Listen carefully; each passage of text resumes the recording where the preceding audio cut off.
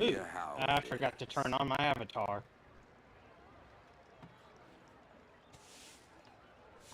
What is my avatar symbol doing all the way over there?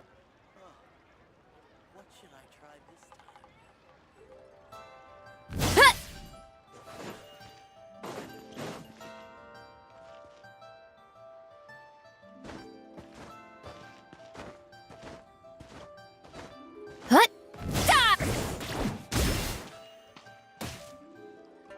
Listen, let me tell you how it is.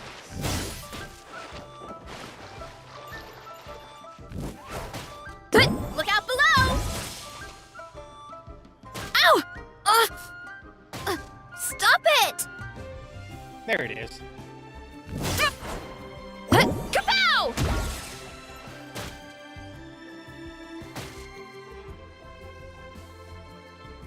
Ah, it's not working.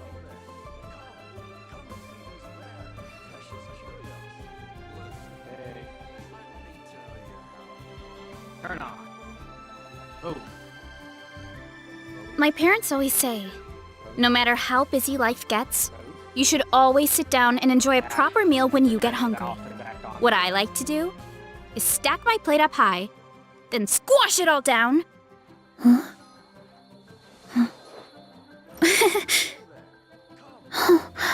What even is that?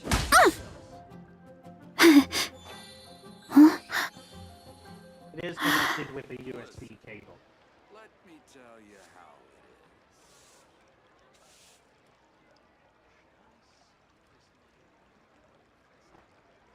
is. Alright, now I have to check my camera to see what's going on. I want the auto track off.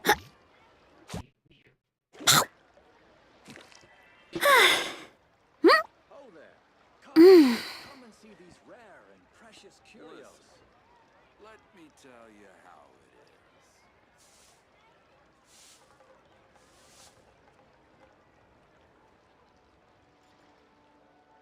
is. Okay, auto tracker is turned off finally. I have to turn on my avatar again. Strength is one of those things where you gotta use it or lose it. So, wanna train with me sometime? Listen, let me tell you how it is. Whoop! Come and see these rare and precious curios. Ah, there we go.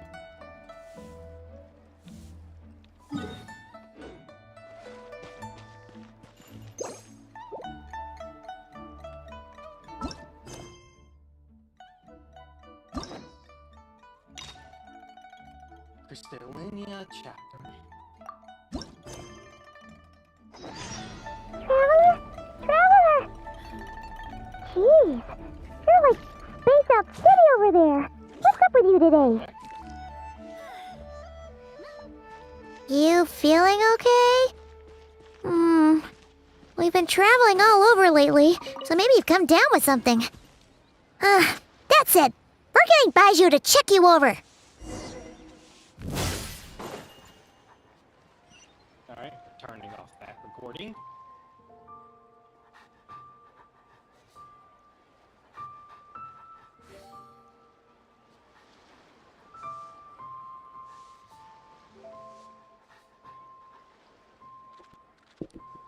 Okay, recordings are working. Huh? Never mind.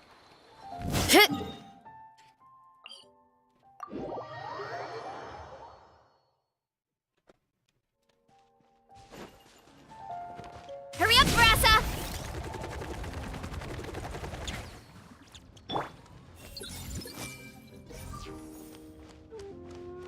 Free stuff.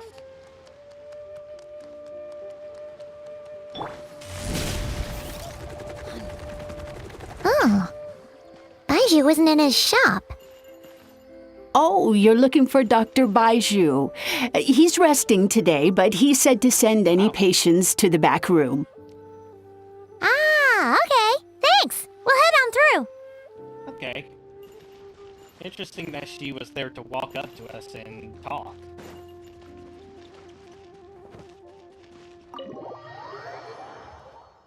Alright, start recording for this cutscene.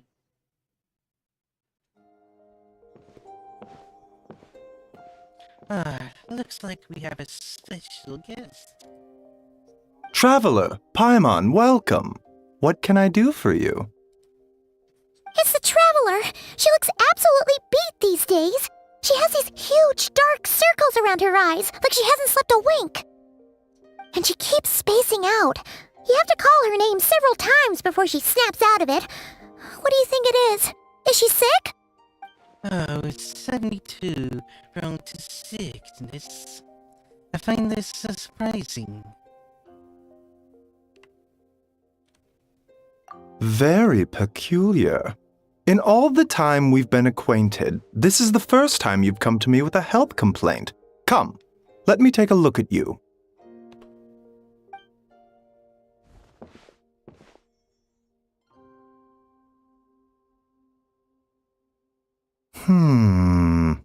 Okay, Paimon does not like that expression, Baiju.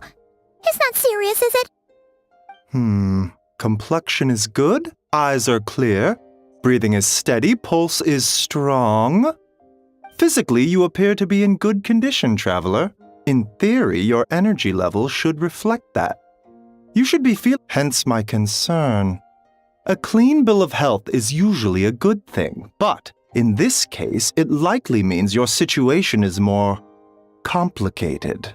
Physical illnesses come with detectable symptoms that can be used to diagnose, medicate, and cure the condition.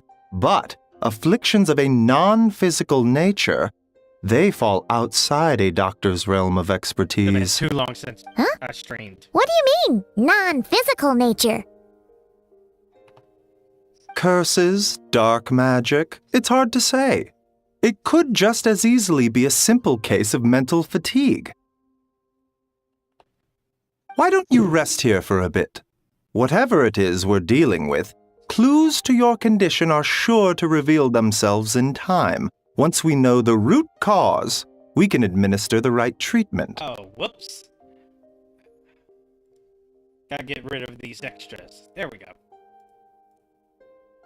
I've seen my fair share of mental afflictions. To start with, some calming incense and a good night's sleep and a good meal will do you a world of good. In the meantime, Changsheng and I will review the relevant literature for afflictions that present with mental fatigue. Still, we're not experts on this kind of thing. I say we should strongly consider calling in a specialist as soon as possible.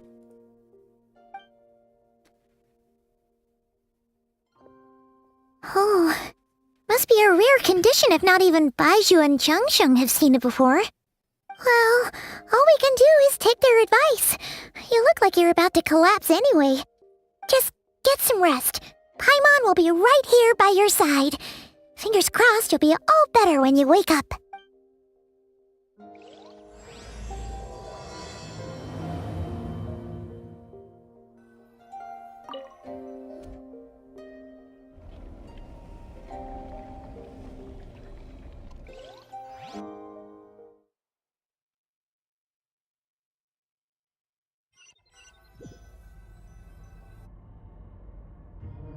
Where am I? There's a thick fog covering my vision.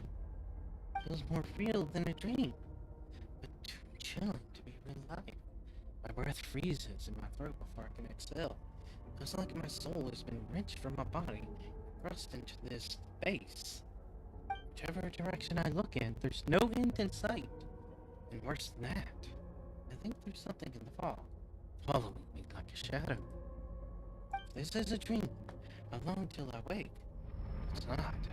Where in the world am I?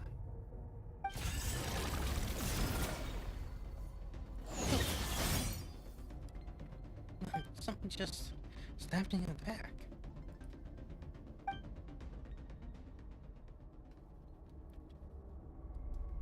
Another wave of fatigue is strange light. I see this spike retreating to the darkness. Feels like a part of me is missing. And I feel more fatigued.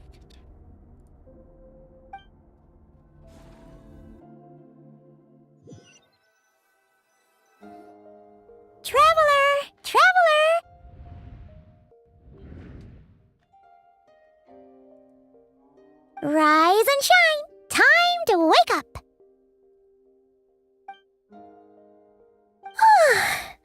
For once, you're making Paimon look like an early riser. It's already afternoon. Hopefully all that sleep did you some good. Feeling any better? Paimon, I need you to check that there's a cut on my back. A cut? What? Did you scratch yourself in your sleep? All right, let Paimon take a look.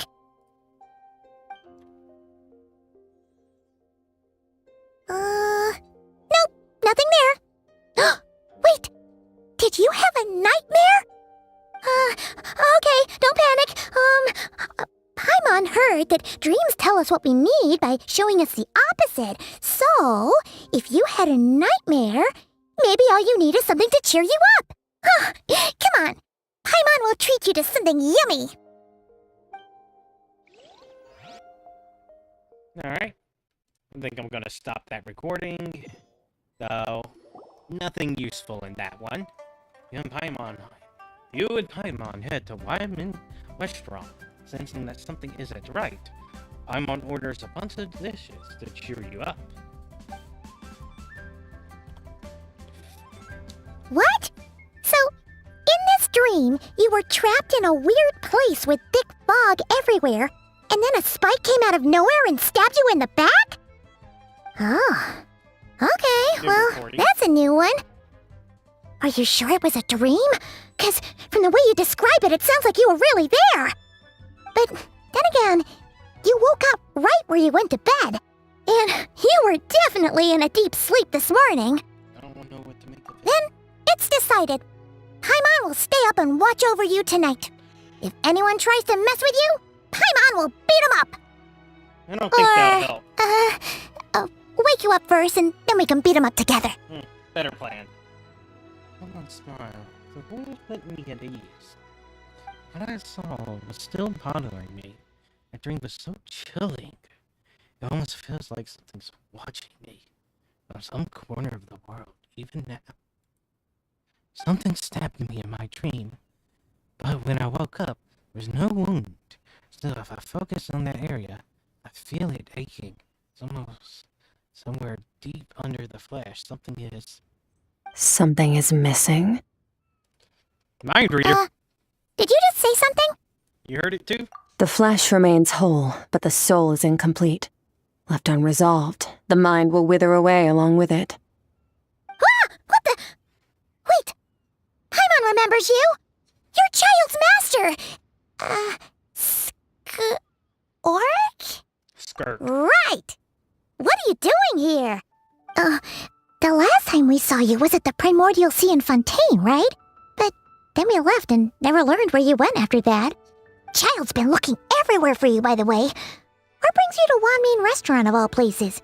You came here looking for us? And were you the one behind that hocus pocus just now? Tell me, what is it that you saw?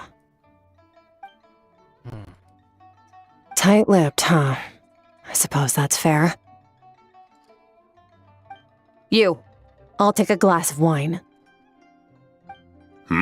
Oh, of course! Coming right Feels up. a little rude, but not too much.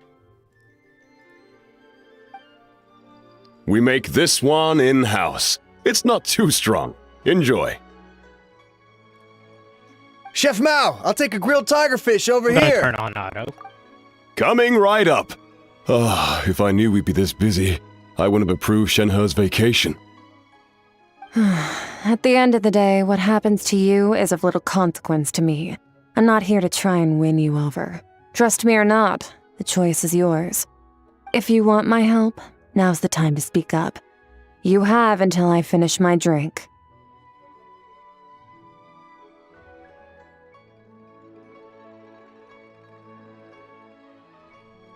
I was investigating an abyssal disturbance in the area and happened to notice you. Part of your soul is damaged, and the wound bears traces of abyssal corrosion. Need I say more? Neither of those things sound good.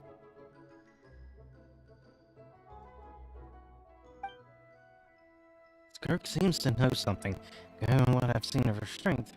But as you can tell, what happened.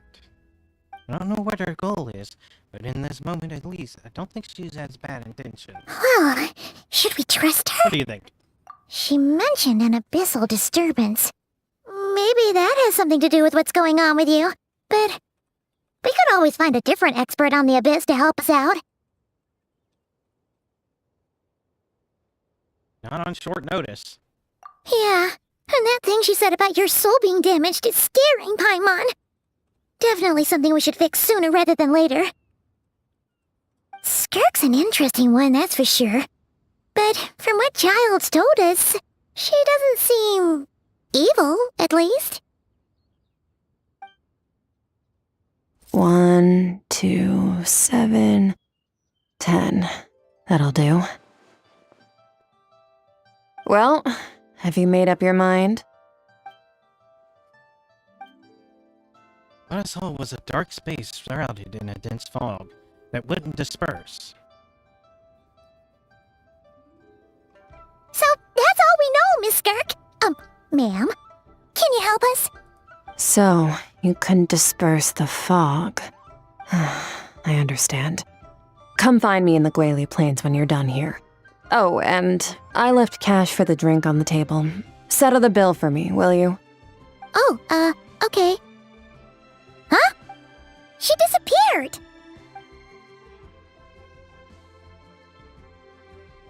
Wait, hold on. You overpaid.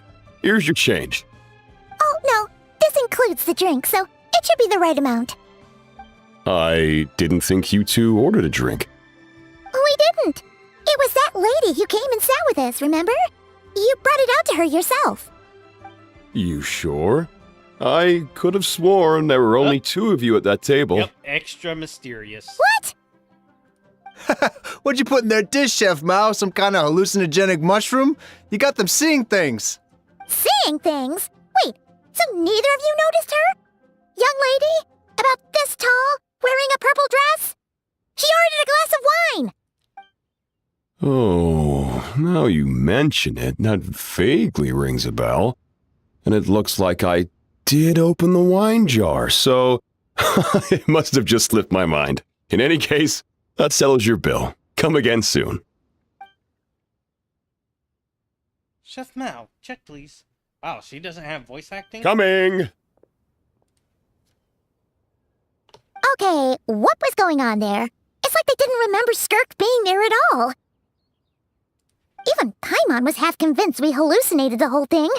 But that Mora she left for us was definitely real. Oh, this whole situation is giving Paimon the creeps. But anyway, she told us to head to the Gwali Plains, right? Let's not keep her waiting. After this, I'm gonna do some anecdotes. Try to do all the ones available today.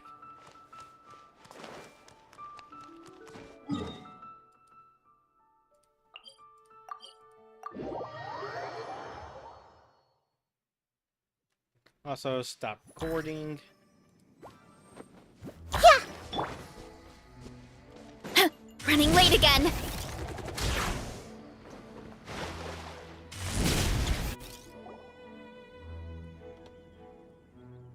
Whoa! What are all these rift hounds doing here? First town. Huh. Looks like they're collecting something. Oh, let's go check it out. 102? It's justice o'clock! Yeah! Headbutt! Stand with me! Hero incoming! So, this is what they were collecting. It looks kinda like... God remains. Yeah. What is going on here? From the moment they are born, all beings with great power have an impact on this world. Even if their body is sundered and their soul extinguished, their influence remains. Gods are the most common example of that. The remnants of gods who fell thousands of years ago remain buried deep within the earth, carrying within them a warped will and a dark curse. Together, these remnants form what you call God remains. and it appears that some of those sealed here were dug up and removed.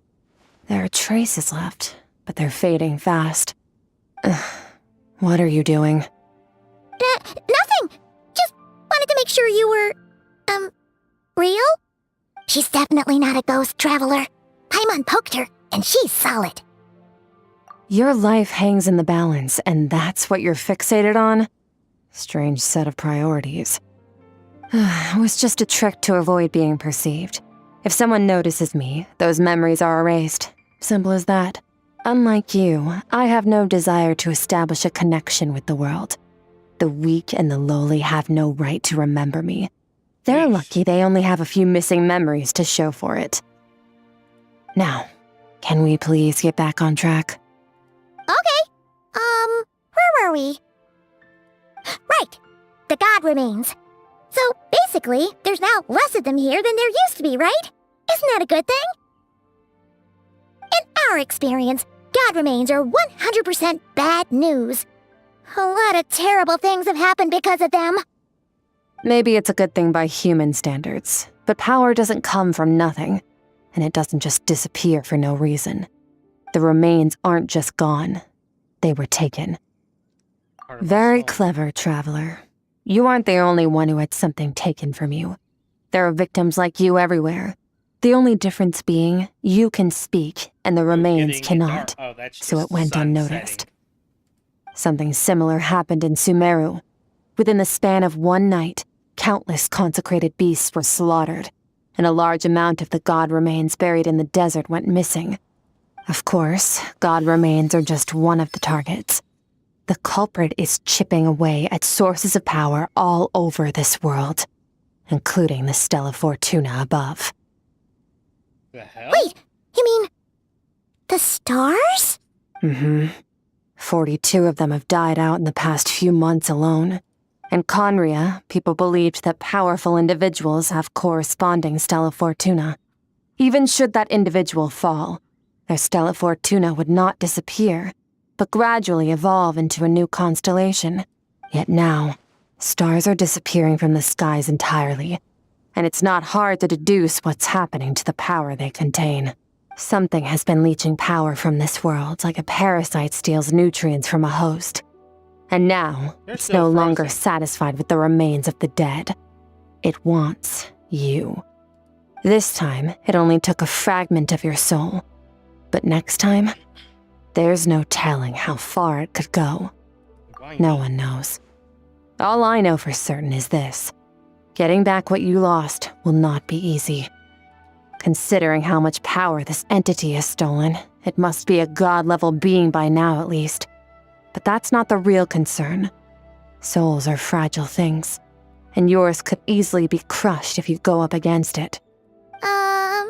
So you're gonna help us, right? We're going to help each other. You are my ticket to uncovering this thing's true identity. Well, great! You seem super strong and you know a lot about the Abyss, so Paimon will take it. Don't get all mushy on me. All I'm doing is helping you get back to normal after a sudden crisis.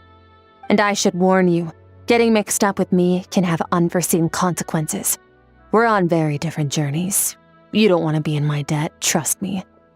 You help me uncover the truth behind this entity, and I'll help you recover what you lost. This is a transaction, that's all. You would do well to remember that. Now, come along. Yeesh! You'd think she'd be a little friendlier since she's agreed to help us. But nope, she's just like when we met her in the primordial sea. So cold. Well, whatever. If that's how it's gonna be, then she doesn't deserve our friendship. What she does deserve is a super embarrassing nickname. Ah, Paimon's got it. Frosty the Lavender Melon. Serves that ice queen right. Anyway, the important thing is that we get that piece of your soul back. So, let's follow her and see what sort of plan she's got.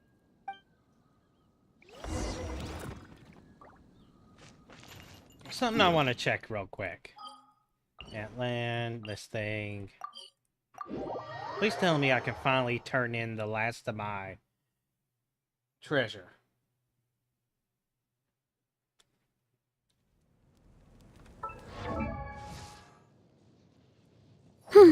You tell me.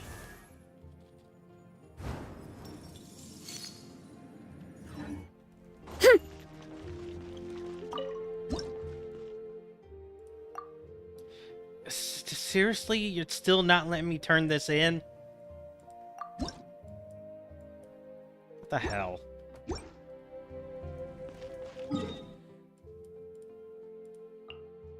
I needed a good attacker for an ice team, and well, currently Skirk is the best one in the game. Plus, I already have her best supports.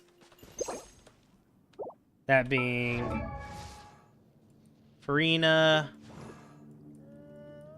either Jingchu or Yalan, as well as Escoffier.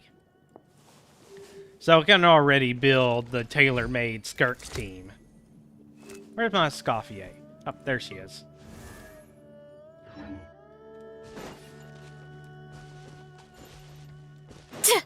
Time to roll!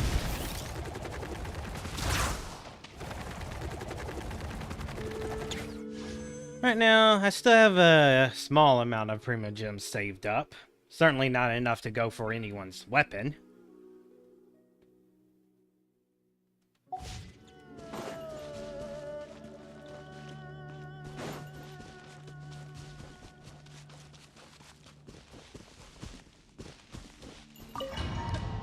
I wonder where the special effects went.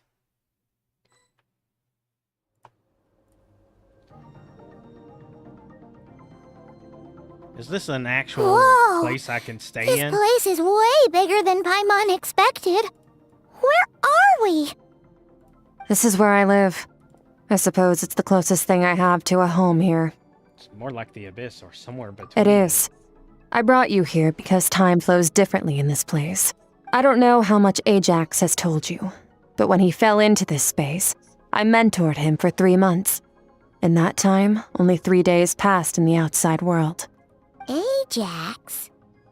Oh, right! That's Child's real name! Yeah, Paimon remembers him mentioning something like that. Oh, hey Josh, it's been a while since I've seen you. So, a month here is equivalent to 1 day in the outside world? That should mean we're safe from that power-hungry soul snatcher for now, right? Yes, well, I didn't bring you here just to show you around. Oh, I'm pretty In the good. outside world, the traveler could be attacked at any moment. But coming here has bought us quite a bit of time. Been having pretty relaxed time of it, despite how much chaos is happening in the actual world. And right now I'm playing this new character's story quest and trying to identify her archetype. There is a possibility for Negatron Zeely, but I don't think that's particularly likely.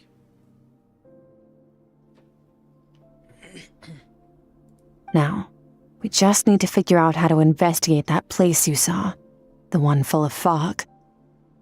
Both your description and the abyssal disturbance I felt point to that space having some connection to the abyss.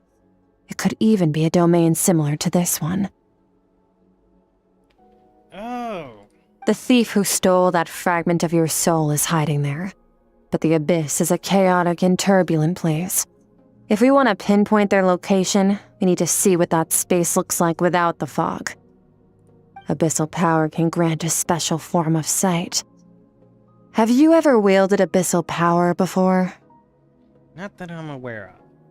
Well, if you're curious about a specific archetype, you can look at all the characters at the bottom of the screen. Got their names and for most of them what archetype they are. Okay. Do you plan to learn? That tracks. All the information you have suggests the abyss is something sinister, and that abyssal power is a wild and dangerous force that always spells disaster. And you're saying that's not true? That's your Depends time on your at, perspective. Floods and what you're doing hurricanes now. take countless lives too. But if one day you gain the power to control them, What was once a calamity is now just another tool in your arsenal. I'll respect your opinion, though. Just means we have to turn to the second best option. Oh? A little abyss crystal that contains my power. Wear it on your head, and we'll be able to perform dream mirroring when we fall asleep. Dream mirroring? Well, obviously, that's her joining my dream. It means experiencing whatever the other person is dreaming. Everything they see, think, and feel. Since you haven't studied the art of using abyssal power and have no plans to jump in the deep end right now, I'll have to do the investigating for you. With dream mirroring, every time you slip into a deep sleep, I'll see with my own eyes whatever scene plays out in your mind. Then, I can guide you through the dream environment, and we'll take back what was stolen from you. Huh. You make it sound so simple. Anything Tough specific? to say. This is an unprecedented situation for both of us. Even assuming we do manage to find where this entity is hiding, like I said, getting your soul fragment back won't be easy. To Ooh, play it that's safe, a lot of anime. I need to give you some special training first. Wait, you're gonna teach her some of your martial arts? And you just got into Wano? Ooh, things are gonna... That's considered probably one of the best arcs next to Alabasta. Does that mean the next time we see Child, we have to treat him like our senior? Do as you want. For my part, I don't see you as my disciples. You're already a pretty good fighter. All I'm planning to do is build on your current skills and train you for the specific scenarios that I think we might face. But that's enough talk. If you're ready to do this, then come with me. Time might be more lenient here, but that's no excuse to waste it. Yeah, it is a lot of She anime. moves fast. Paimon can hardly keep up with her. So, special training, huh? Kind of a rare opportunity. With your skills, there's not a lot of people qualified to train you. Last time something like this happened was probably anti-Raiden Shogun training, right? Oh, feels like a lifetime ago. Skirk seems pretty strong too, though. Remember how she said that the all-devouring narwhal was just her master's pet? Yeah, that's nice to Maybe know. we really will learn something here. Right. Oh, that recording's useless.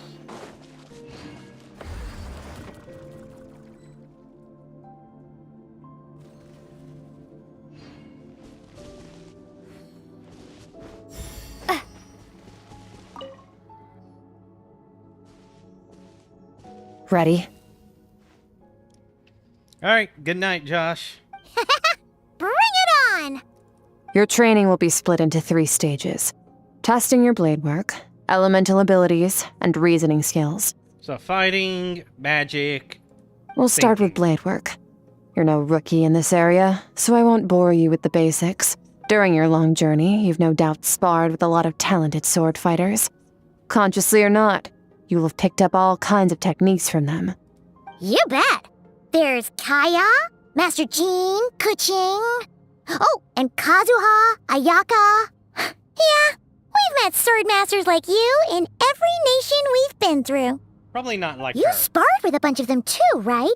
Nice to know it's all gonna come in handy now. Don't get too smug.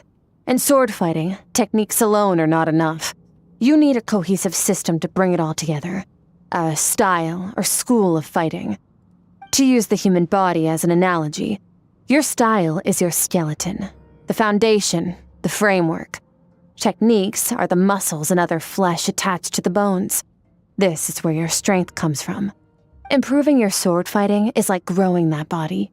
If your frame got bigger and taller, but you didn't add any muscle mass, you'd be weak and flimsy. Then again, if you packed on pounds of flesh without a big enough frame to support it, you'd end up bloated and unwieldy. You need to do some introspection. Take a good, hard look at your past experiences and figure out which parts of what you've learned are just techniques and which parts can be used to form your own system of blade work. Only then will you get the full utility out of all your thoughts and observations along the way. Only then will every strike you deliver make perfect sense. Wait, is that it? Paimon thought you were gonna teach her some cool new moves. Like when you went swoosh and opened a tunnel to another place. Yeah, that's not what One she's gonna day, teach us. you'll reach a new level of power where you realize that even that's as basic a trick as any other. But right now, our sword styles are so wildly different that teaching you mere techniques is pointless. That There makes are no sense. shortcuts in the pursuit of power. Failure is your best teacher, and rigor is your coursework. That's all I have to say. Time to make a start. Train until you're satisfied with yourself. Yep, that is what happens if I do that. Now focus. Destroy the crystal columns as swiftly as you can.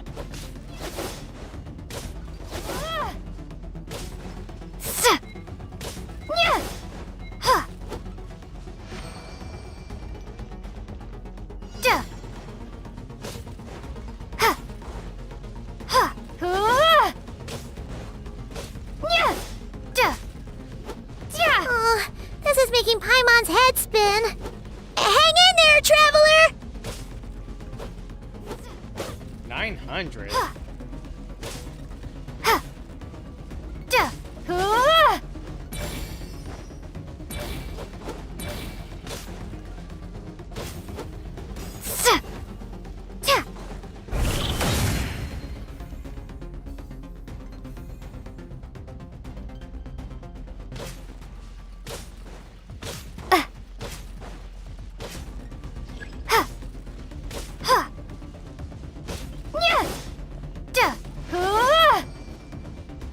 Are we making the main character stronger?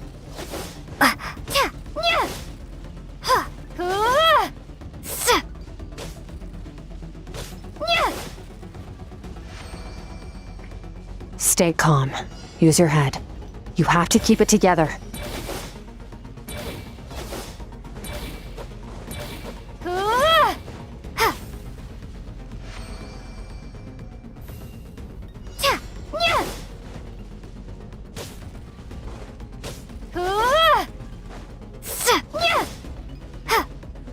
Is this a permanent upgrade?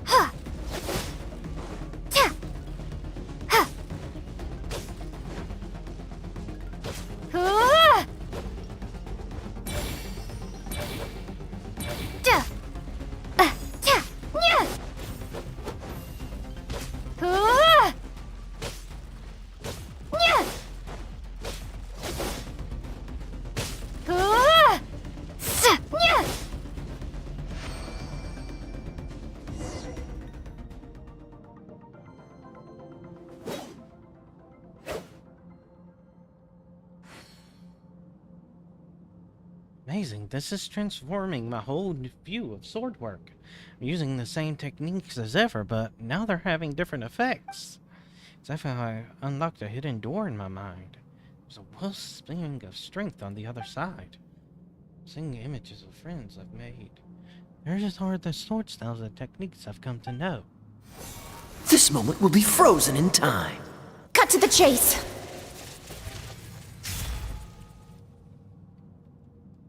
Consider a moment of true mastery that you've witnessed in another person and ask yourself, what lies beneath the surface? What's their guiding philosophy? What's their state of mind as they maneuver their weapon? Now take that and practice it right away with speed, skill, and strength, over and over, until your hand is one with your mind. This is the only path to true growth. Step on up.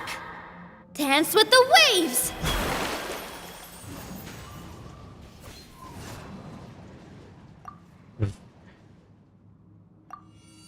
I see eternity go by an instant. The autumn's a many years from a single leaf. Thus I slice this maple in a flash, and ask a question of the ages. My sword style, my journey.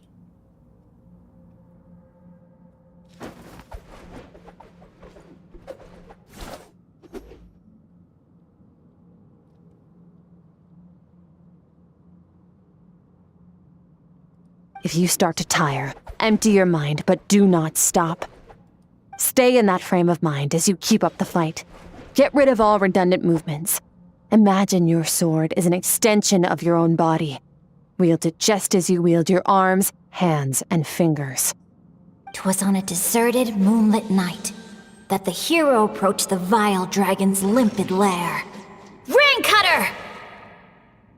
Feathers fleeting wet, the white heron treads water, a sight without flaw. Master of Inazuma Kamisato art Tachijutsu.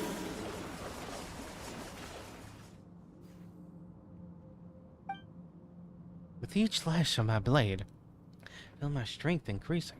I don't know if my weapon can contain this power. I'm in the zone. Limitless power, that was a flumble, is surging through me.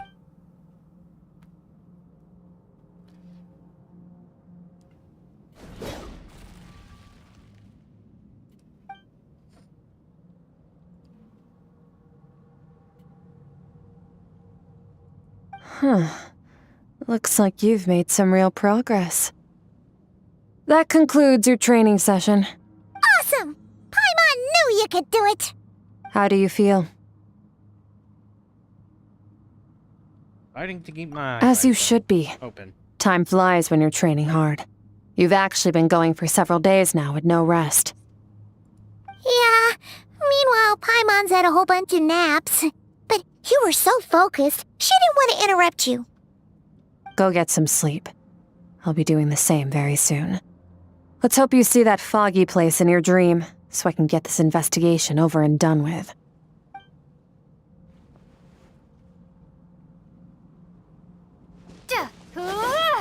Alright, it's still big.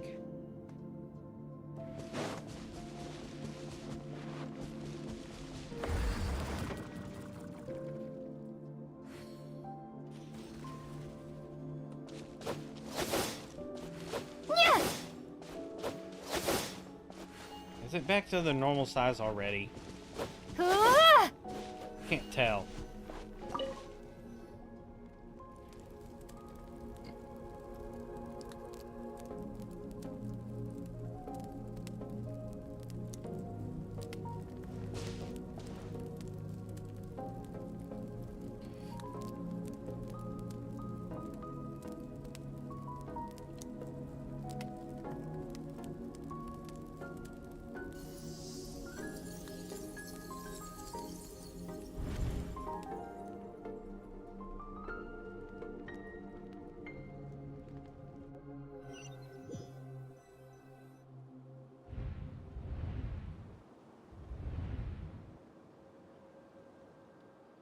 What is this place?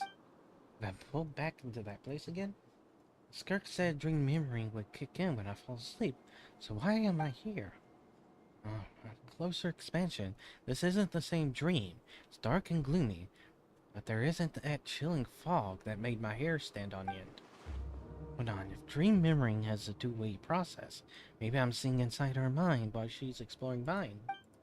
If this is her world, it's pretty bleak. I can occasionally make out the sound of a stream, but other than that, it's empty.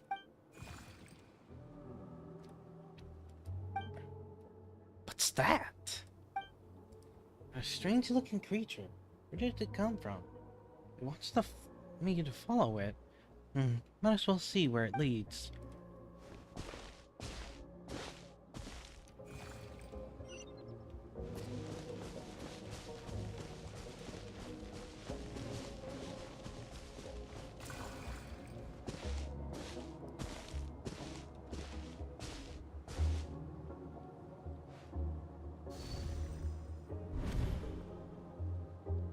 Skirk, why are you skipping classes again? We've talked about this. 'Cause he's a crabby old man, and he's a boring old man. I don't like going to his classes. Excuse me! You shouldn't talk about your teacher like that! It's very disrespectful! All right, let's not get into a big fight about this. Skirk's learned what she needs. There's no point forcing her to sit through more classes if she doesn't want to be there. But I'd still love to hear about what you got up to yesterday. Why don't you tell your dad all about it? Looks like the dream I went thing's working diving backwards. and I saw this huge fish. I never knew they could get that big. It looked kind of dumb though with that stupid big fat head. I tried to shake its fin, but it just spat water at me. Oh, and today I'm gonna go to that prairie up north. There's supposed to be this giant bird there that can spit fire. I bet if I climbed on its back, it could fly me all the way to the stars. Then I suppose your old dad should get one as a pet too. Otherwise, how are you gonna hear me call you for dinner up there in the stars? When it's time to eat, I'll come back on my own, Zilly. Anyway, gotta go. Bye, Mom. Bye, Dad. Wait! Put on a coat at least. You'll catch a cold. I'm talking to you, young lady. You spoil that child, you know. Ever since that merchant ship arrived, she practically lives outside. Always going on about exploring the beyond one day, whatever that means.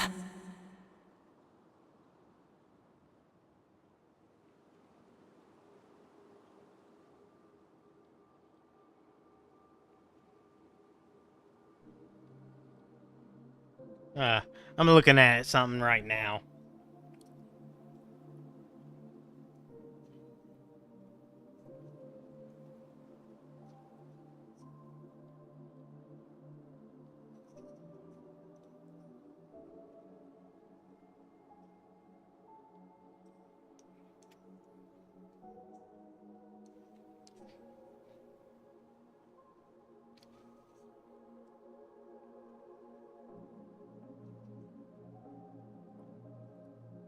Alright. Let the kid do what makes her happy. Besides, we both know you're all bark and no bite. Come on, our little adventurer is gonna be hungry when she gets back. Let's get started on dinner.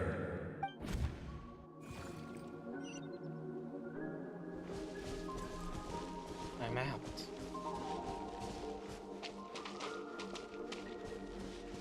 The weather's wonderful today. I can't even jump. The stars shimmer high above. But what lies beyond the stars? Mountains as far as the eye can see?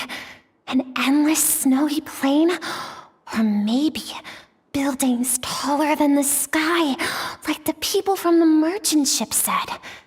I can't be the only one asking these questions. The universe is fascinating. If only I could meet some other people like me.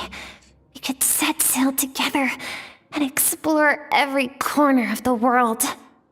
I'm sick of being a kid. There's so many amazing things out there, and I'm ready to see them all. Okay, we are seeing... But for now, I'm starving. Better get back. Well, for now, we are seeing negative polarity Zeely behavior in that one. The archetype most strongly associated in child characters with not wanting to be a child. So we might have to consider Negatron Zeely for our adult form. After all, we're doing this because of a mirror enchantment. And covalent plus negative is Negatron. So that might very well be her archetype.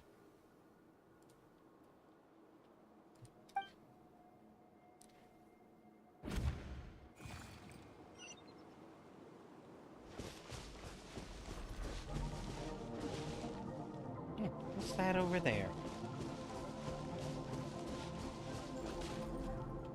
Something's going on.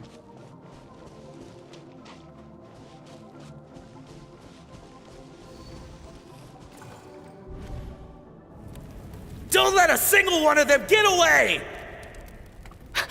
No, please, spare the children! Stay back! They're coming! Run! Help! Eliminate the threat. Take him down. Don't be scared. Ah! This way! We'll never make it! Fire. There's fire everywhere. What happened? I told you we shouldn't have trusted these outsiders!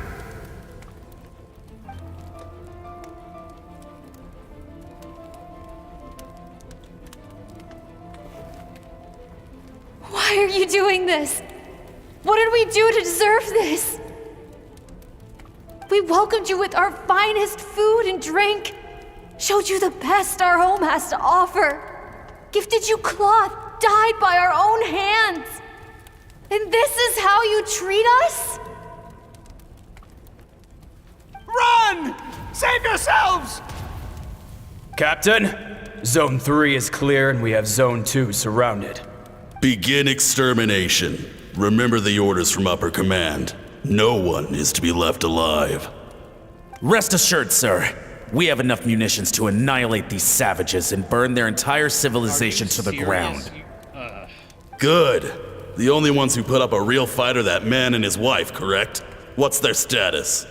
We shot the man in the ankles and the wife broke her wrist attempting to fight back. They won't be doing much more fighting. They're holed up in their home for now, but they won't last long. To prevent them from making some kind of last stand, we're planning to clear out the other zones first so we can send a bigger squadron to surround them. Well, well. Turns out some of these beasts do know how to use their claws. Now the threat these savages pose will be undeniable. Let them cling to what's left of their lives for a little longer. Once the other zones are cleared, I'll cut off their heads myself. Wow. That's a hell of a backstory.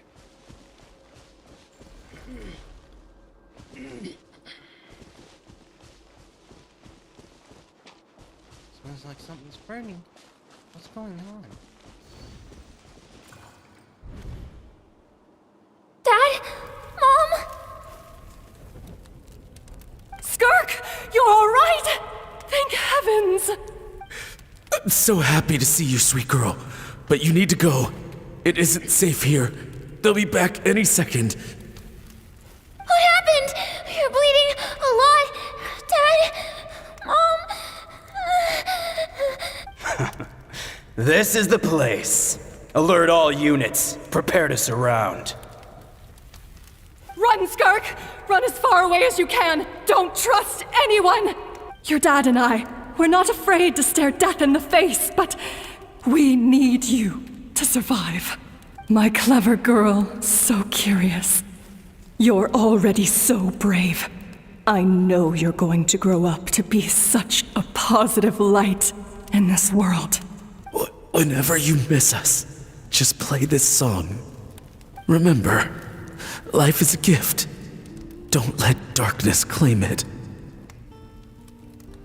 Break down the door! Look what we have here. A savage that can pluck a tune. Well, the show's over.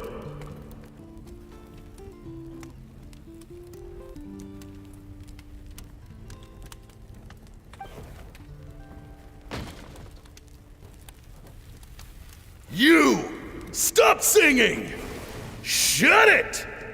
I said shut it or I'll make you! Fine. Have it your way!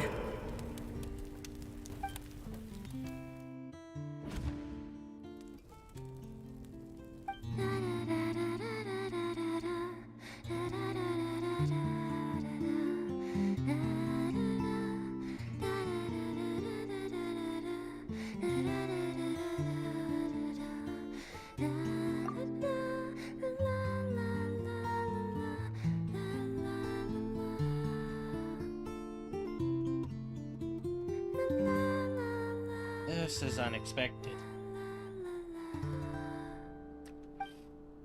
Oh, you're awake?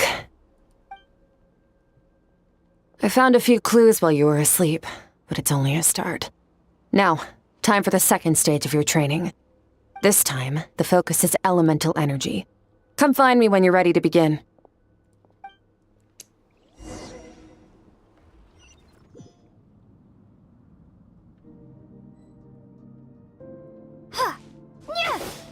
Yeah, that was the big one.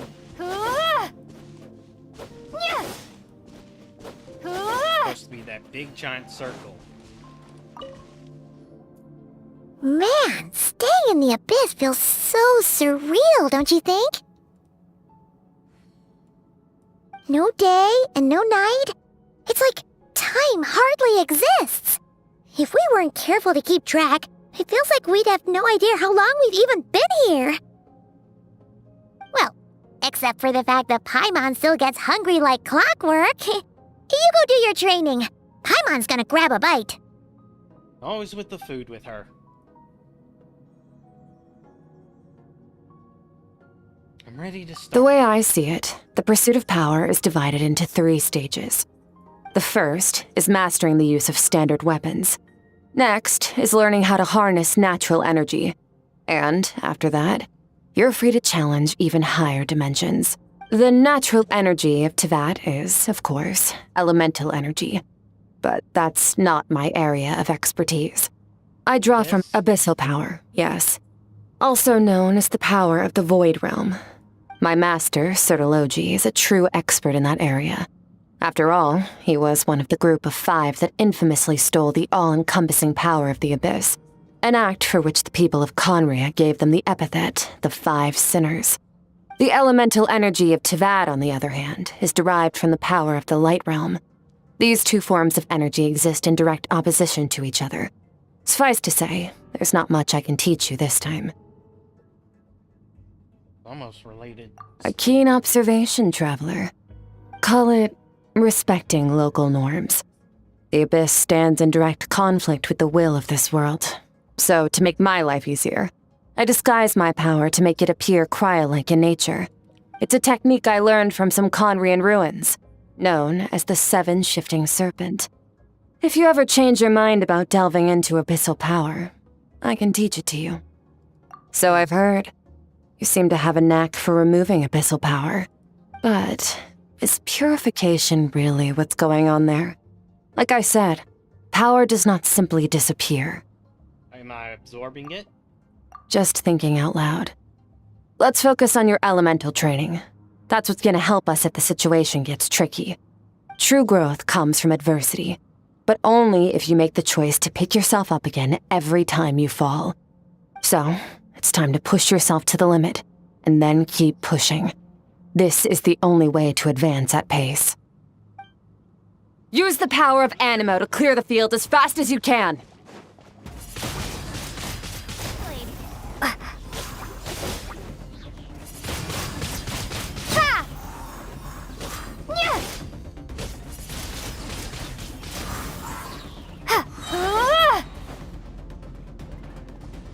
Be gone! Windblade! Duh! Nya! Suh! Yeah! Ha! Ha! Ha!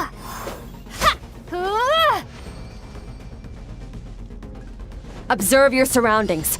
Look for things you can use to tilt the scales of success in your favor.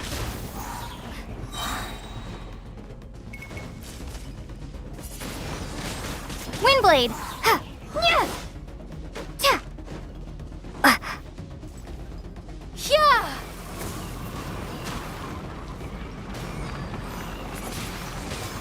Ha! Windblade! Yeah!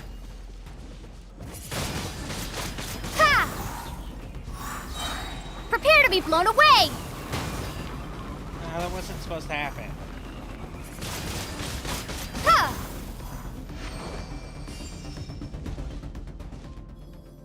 Okay. Ending with Hydro. Use the power of Hydro to destroy the spikes! Go!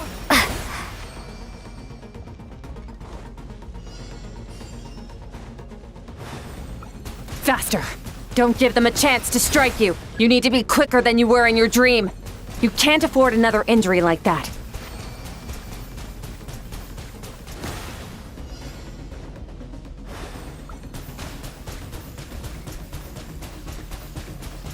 Go!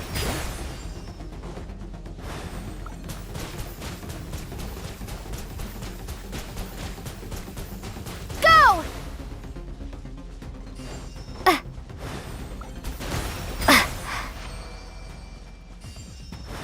Go!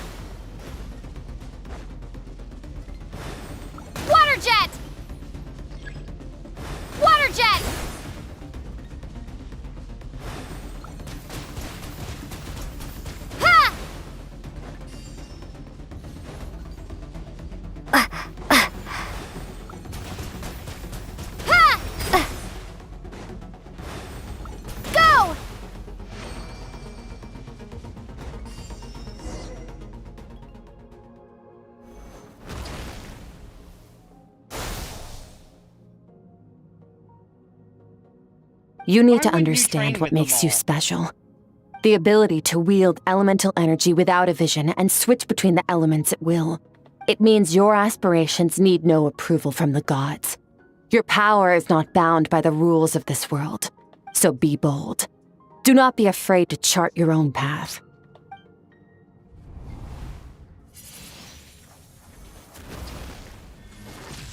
Seems like toilets. I can almost hear their voices. It's not like some wild beasts battling for dominion. No, they're saying hello to an old friend.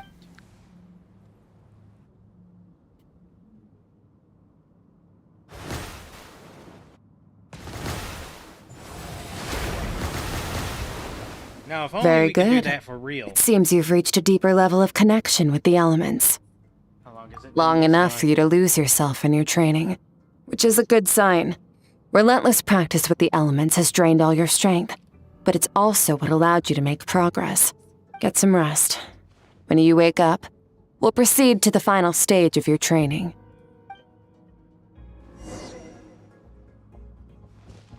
There's the big circle.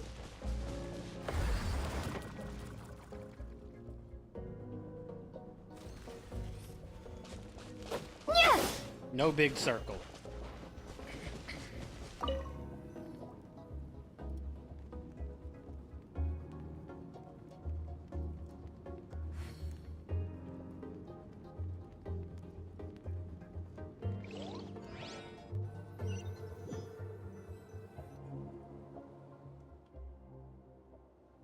This place again.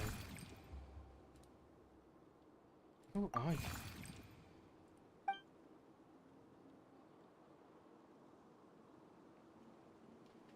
And it's just floating away. What is that thing? What is it doing in Skirk's inner world? And where is it taking me this time?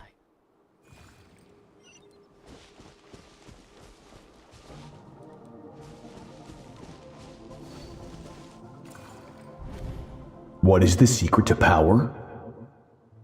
Longing, hatred, self-preservation. No, Sartologi, it the is vow. fear. The fear of losing those you love. The fear of watching your home burn. Fear of loneliness. Fear of death. Fear is the source of evolution. It forces humanity to adapt to their environment and overcome hardship. It is in the process of prevailing over our fears that we surpassed first ourselves and then the rest of the world. That fear is now part of you.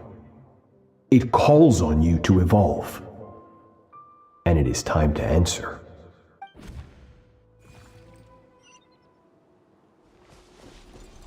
Well, that's, better than the other options he presented.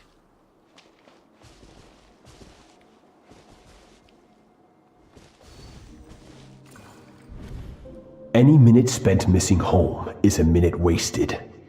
Practice your sword work instead. Do not make me tell you twice. But, Master, I can barely lift the sword anymore. If I keep going, I feel like my wrist is going to break. So it has not broken yet. Then pick up your sword and keep practicing until it breaks. I want to hear the cracking and splintering of bone. Yeah, that may... yeah.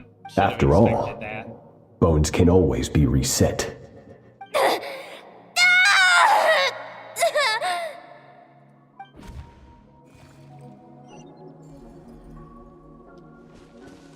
Can't breathe. Everything's gone black.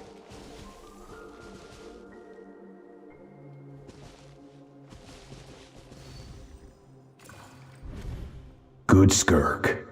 Once again, you survived. How do you feel? Cold. In pain. These are signs that you are adapting to the abyss. Each time the flesh is torn, and the spirit crushed.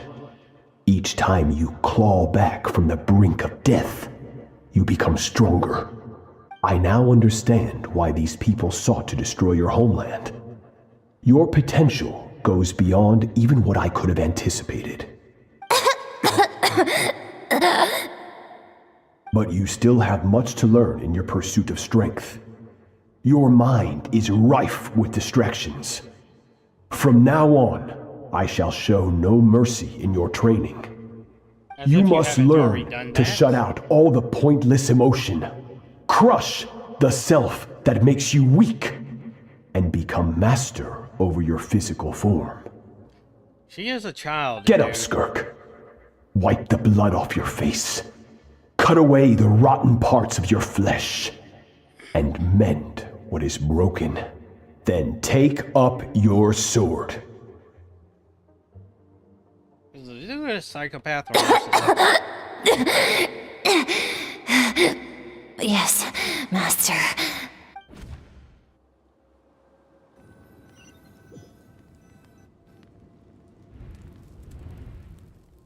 Is the dream over? I can't get that suffocating, oppressive feeling out of my head. So many questions. Where did she come from? What has she been through? You're up! Hopefully you got some good rest. Skirk said to tell you that she's ready to start the final stage of your training whenever... So, want to head over now? Or did you want to wait a little?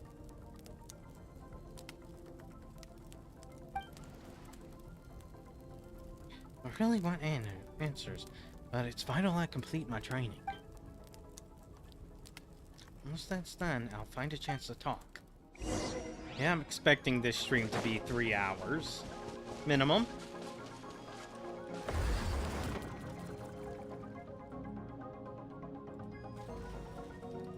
And the power. Again, we have the power charge. From your training so far, you have gained better command of the sword, and more control over your elemental abilities. That's only part of it. Experience is the real teacher. Your journey, the friends you have made, the dangers you have faced. These have taught you more than I ever could. Now, it's time to focus on how you react under pressure. You must be able to think rationally, even in unpredictable combat situations. To simulate this, I'm going to attack, and you're going to block. Ready?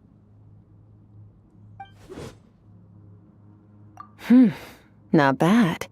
That defensive stance looks near unbreakable. Just like your brother. Oh, that reminds me. You still don't know what happened to him, do you? And opening. Hey, no fair! That's cheating! You think every opponent has the same moral code as you? You can denounce their deplorable methods all you want. But only if you live to tell the tale. The dead don't get to complain. No, they don't. Strong emotions will always arise in combat. Anxiety, anger, fear. But a true warrior is never at their whim.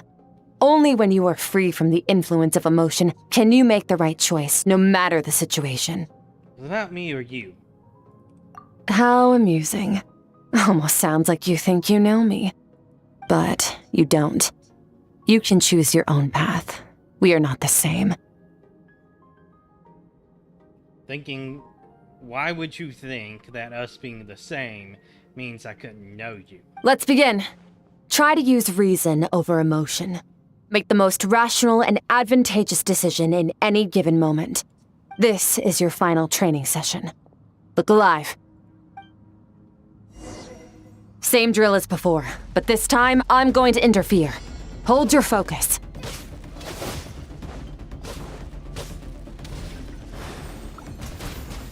Water jet!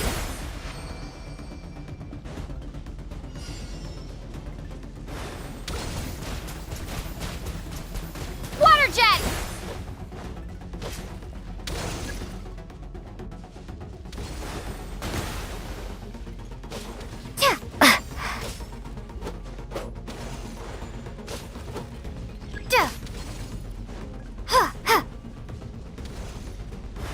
Water jet!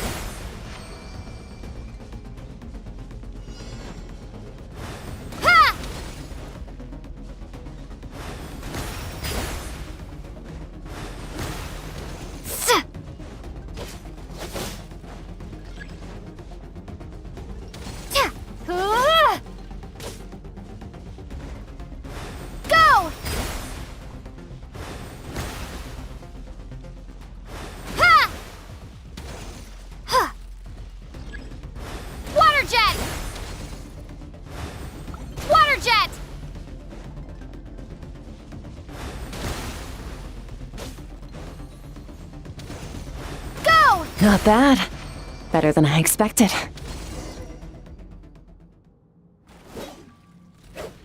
Not easy to control my emotions. Focus on my attention on what my opponent is doing, how I should respond. It's almost like my emotions take a back seat. You're getting the hang of it. The first step to controlling your emotions is controlling your mind. You want a unified train of thought. It all comes down to focus. Focus on the battle.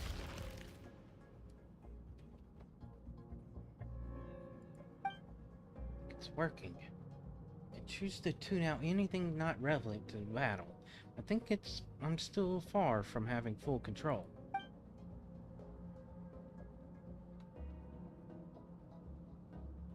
Your mind is rife with distractions. From now on, I shall show no mercy in your training. You must learn to shut out all the pointless emotion, crush the self that makes you weak, and become master over your physical form.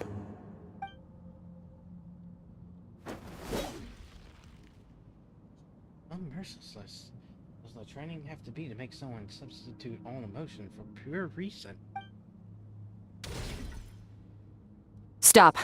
Let's pause here. One look, and I can tell your mind has wandered. That's to be expected. There's a limit to how long a human being can concentrate on one thing.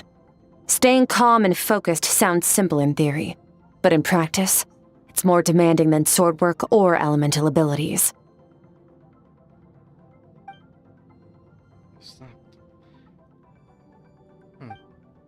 Exhaustion, frustration, doubt. But exhaustion is the main one. Like I could fall asleep on the spot. Get some rest. No point training further if you're already dead on your feet. Like I said at the beginning, the only goal of this training is for you to reach a point that you're satisfied with. You managed to push past your limits, which is a good start. You can be proud of that and sleep well knowing that you've earned it. Treasure chest. And a hydro sigil. Why a hydro sigil? We were in leeway.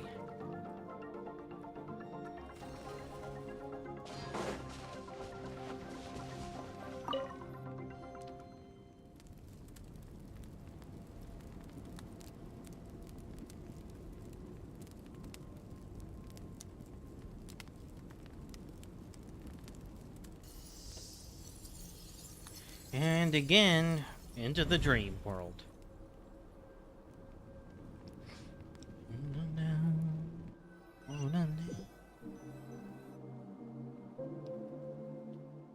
Looks like I'm back in Skirk's inner world. I don't see that strange creature.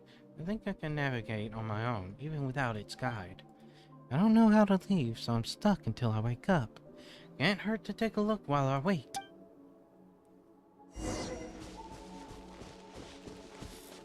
But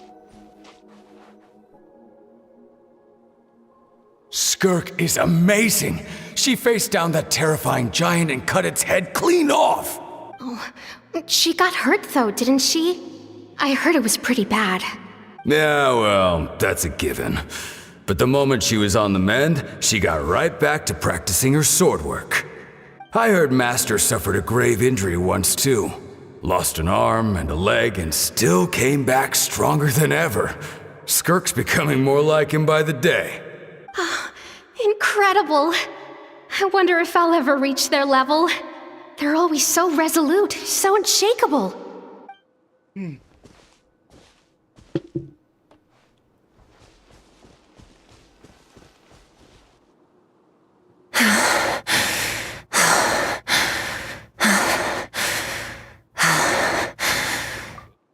Pathetic. You're not even trying. You're so much weaker than you think. Skirk, have you become a positive light in this world?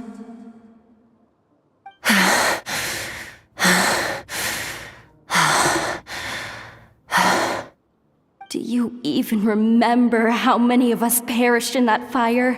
How many bodies were left to rot on the scorched earth? Yet you alone live on. Keep your gaze fixed on your blade. You don't deserve to rest.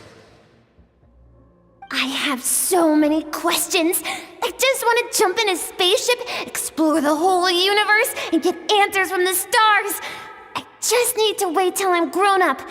Then I can do anything. Now, you must bid farewell to who you were in the past and become someone stronger. Run! Skirk! Run! Only death awaits us here. Keep running, and don't ever look back.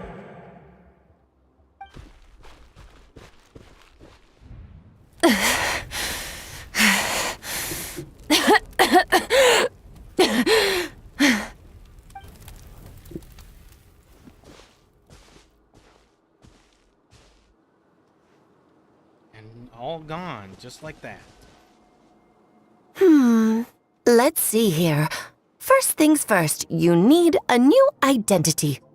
Going around telling people you're from somewhere beyond the stars won't do, now will it? How about saying you hail from beneath the earth instead? As the Conrian saying goes, venturing out into the universe and down into the abyss are the same in that both are braving the dark unknown. Well, I'm a visitor on this planet, so I'll follow the rules. Ah, splendid. That saves me quite a bit of trouble. Let me offer you a piece of advice in return, although it might not be what you want to hear. I know the pursuit of strength is important to you, but taking a moment for yourself every once in a while is never a bad idea. Ignore her existence for too long, and there will come a day when you can no longer hear her voice.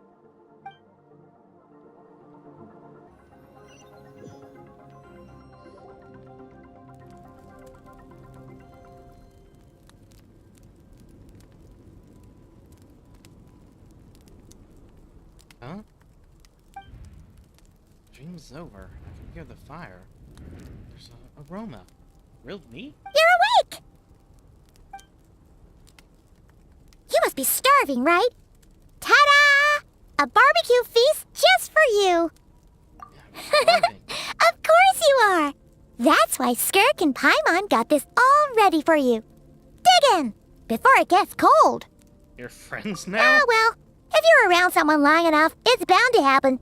Plus, Skirk can cook. So, Paimon decided she can forgive the whole Ice Queen thing. Paimon's not Really? one to hold a grudge. Yes, you are. Here's an idea. Let's save the chit-chat until after the meal.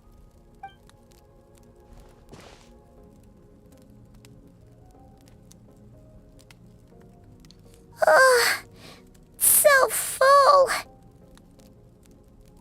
Okay, it's Paimon's turn to sleep now.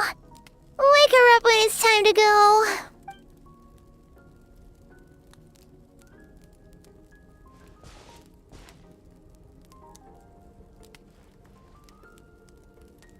I have good news. Okay. First, your training is complete.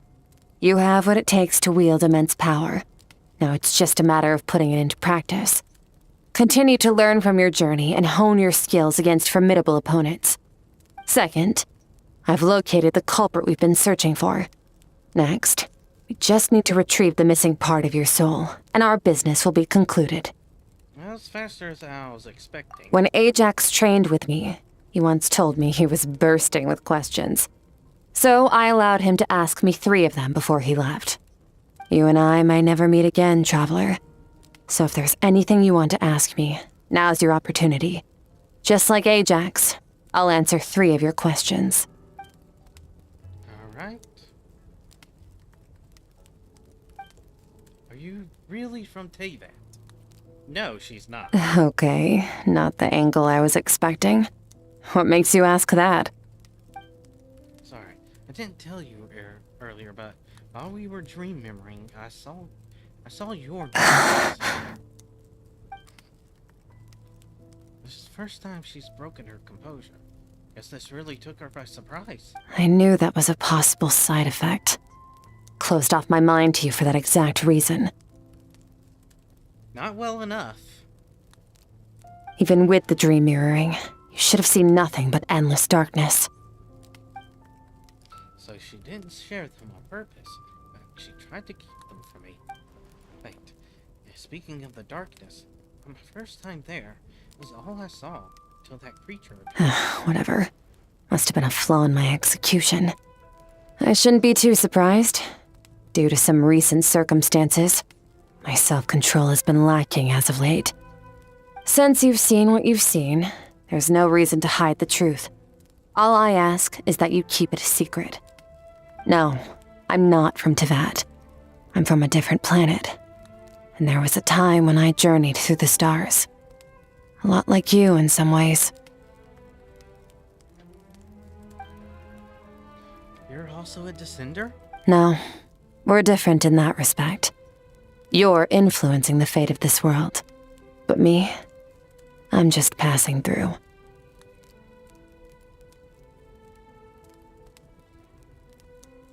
Several hundred years ago, my master, Sertologi, opened the border between worlds and sent me here. I'm gonna reset my recording. But this is not my home. And one day, I'll return to the vast unknown of space. So, there you have it. On to your second question.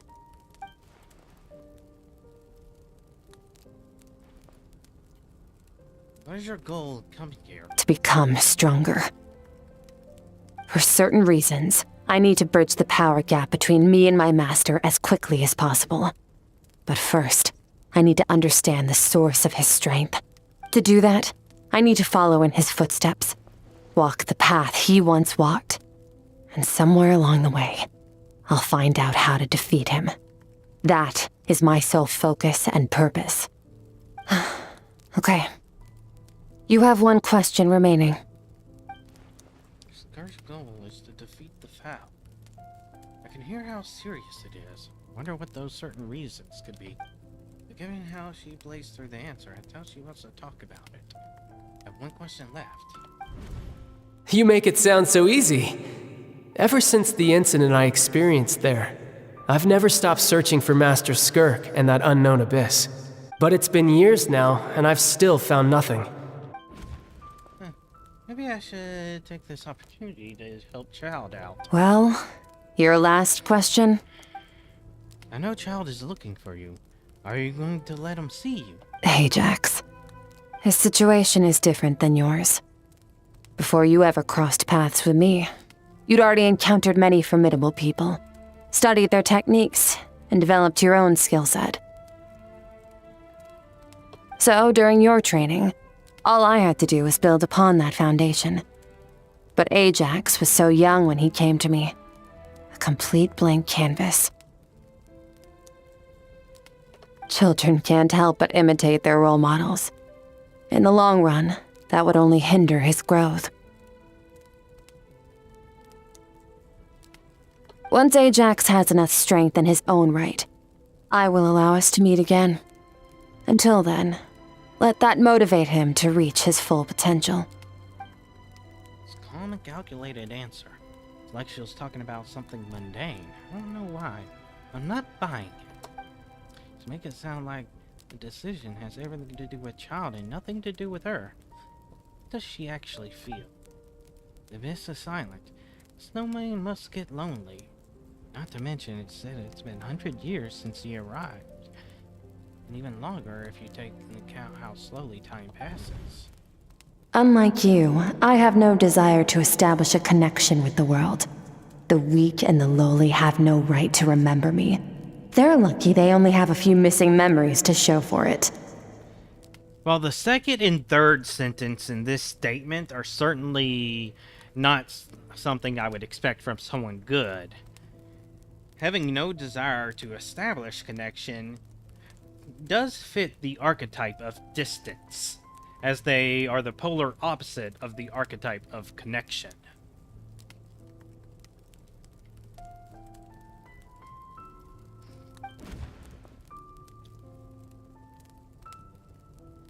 Is it really because she looks down on the weak? Yeah, looking down on the weak is not something you expect from Zeely archetypes who are foundationally heroic. Now she'll give me a straight answer if I asked. Besides, I already used up my questions. She was happy to give me cold hard facts, but I still feel like I haven't heard her true voice. Wake up your companion. It's time to go. I'm gonna mark these 2 videos as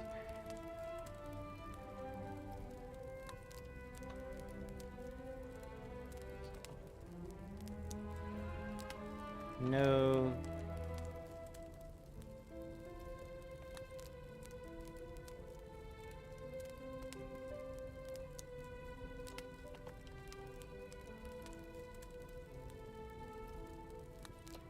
All right.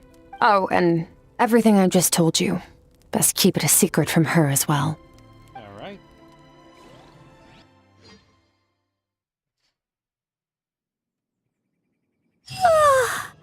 Time to go. Oh, finally. Where are we headed? Just follow me. I'll open an abyssal rift close to the culprit's location. It will take us to where he's hiding.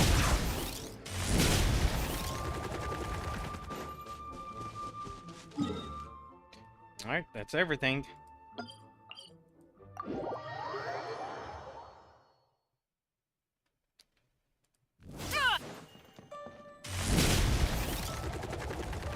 Hurry up, Grassa!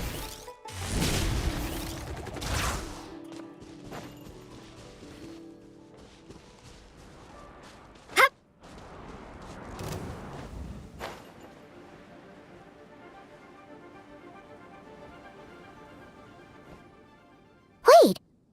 This is near the chasm, right? Yep. Yes. If we enter from here, we'll be able to reach that place from your dream. You have some experience with abyssal domains by now, but still, this is someone else's territory. Best to proceed with caution. Don't worry. Paimon's an expert at hiding behind other people for safety. Oh, but, that means you need to stay safe, traveler. Yeah, let's teach All this right. thief a lesson. Remember your training. Time to put it to use. Am I going to be forced to use Traveler?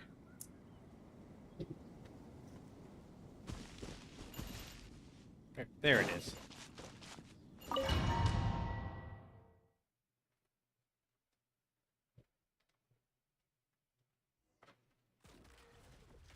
Yep. Hydro to match with Skirk.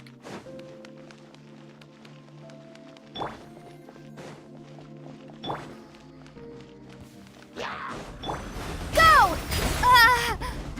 Wipe out! Paradigm shift! Yeah! Yeah! Ha! Water jet! Surge! Yeah! Yeah! Power! Yeah! Water jet! Yeah!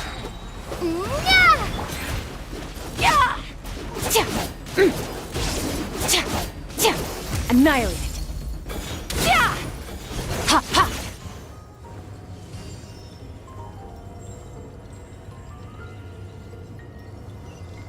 It looks very impressive with that design.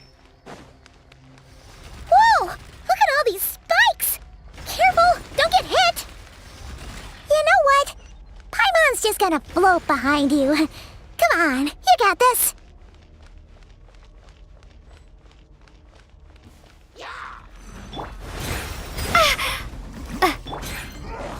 Fearless! Another star goes out! Yeah! Yeah! Merciless! Yeah! Yeah! Ha! Yeah! Extinguished! Yeah! Hey, what are you two doing here? Who's that? Don't interrupt our research! Were you trying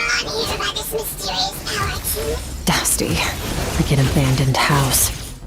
Let's press on.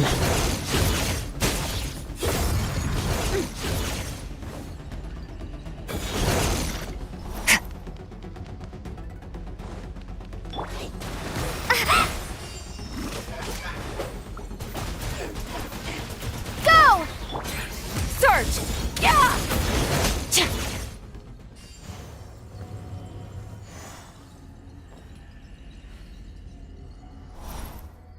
Oh, the black looks so much better on her.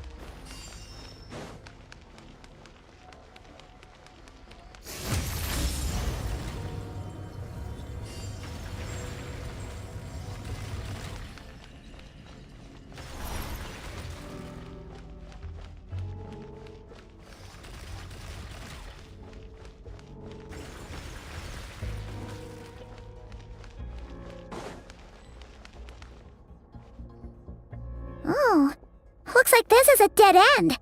Did we make it to his hiding place? Ugh, this fog is making it impossible to see anything! This should be the place where you were attacked, Traveler. The missing part of your soul should be nearby. Can you sense where it is? Close my eyes. Focus on the light that came from my wound. Yes, I sense it. I can't tell the exact location. Our opponent must have covered his tracks just in case. Otherwise, you should have sensed it much more strongly. Hold on! Look! The spikes are back! Stay calm. Let's hold back a little. Give our enemy some wiggle room so we can see what we're dealing with. If you're too reckless, we might be playing right into his hands. Our enemy took part of your soul for a reason. It's likely he integrated it into his attack somehow. If we're smart about this, we can track it down. She's in her black suit.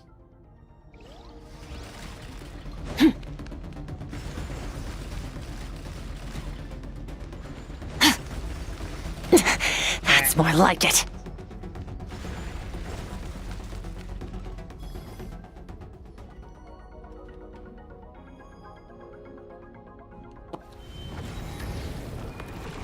Ooh, that's a lot of eyes.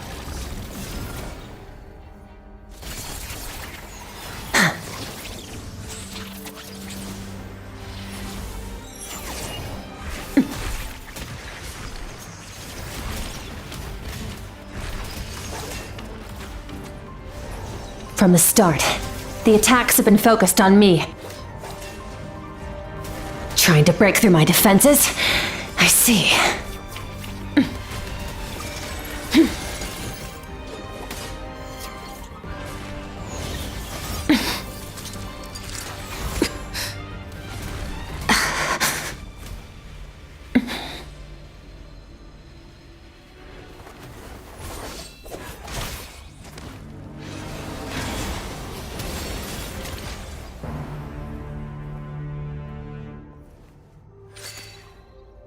Alright, that thing was...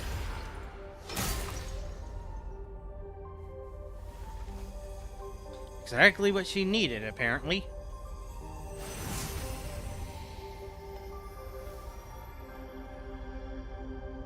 There. I got it back. Oh, come on, it Traveler! can't stop at that. Skirk! What happened? It looked like Skirk just got... In the Gwali Plains, you asked me why this enemy chose you as his target. Now, the answer is clear. It's not just the fact that your strength is impressive. It's also because of your ability to, as you put it, purify abyssal power. Whatever that actually means. The fact is, that ability allowed him to do something that should have been completely impossible. Namely, break through my defenses and steal my power. So it was after you from the beginning? No. He couldn't have known I'd come to his domain. He only stole your soul fragment because he knew the value of its power. I doubt he expected it to come in handy so soon. Call it fate, if you want. I believe that's the term they use in this world for arbitrary coincidences like this. In any case, it works to our advantage. Once I realized what he was using that power for, It gave me the chance to get back what you lost. But you... I'll cope. Well, done gorging? Good. Time to answer some questions. How did you get the power of the all-devouring narwhal? Oh. The all-devouring narwhal? Oh, of course! Paimon knew that spike thing looked familiar. It looks just like that narwhal's horn! I highly doubt you acquired that power through your own strength. Tell me I'm wrong. You're desperate enough to scour the land for god remains and whatever vestiges of power you can find. That alone proves you wouldn't be able to defeat a creature like that. Which leaves one possibility. You know my master, the Foul, Sertology. The Foul? Who dares call him Foul? Sertology.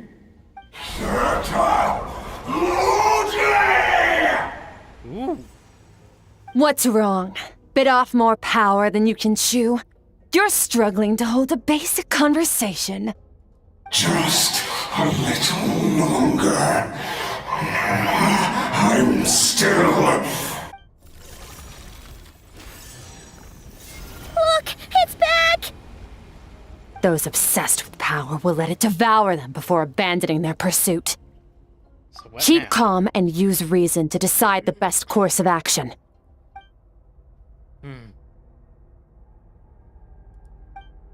Where is hiding behind? Pursue our chance of winning are high, but Skirk's breathing is weaker. If we attack now, I can't guarantee their safety. It's a hard decision to make. Let's go. Wise decision. Final victory doesn't always come after a single battle. You've got your soul fragment back, so we both got what we came for. Let the enemy draw breath while he can. It won't be for long. Get us out of here, Traveler. You'll need to lead the way this time. Escape through the attacks. Skirk, is your shoulder gonna be okay? The wound is minor.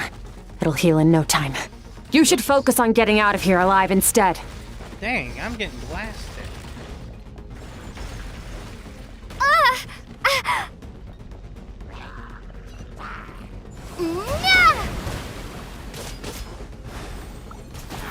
Uh-oh! Falling spikes! Run!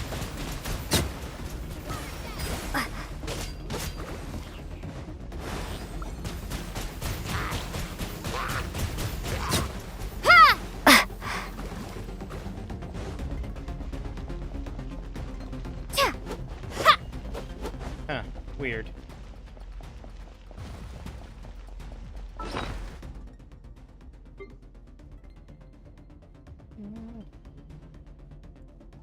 Yeah, we should be using Sacrificial Sword. I'm using a trial version with Grand Core.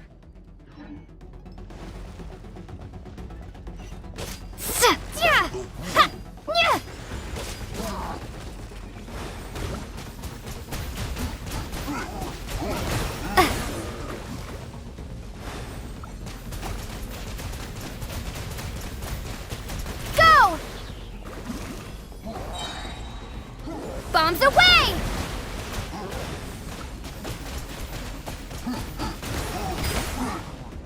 Yeah, I think this is a waste of time. Goodbye.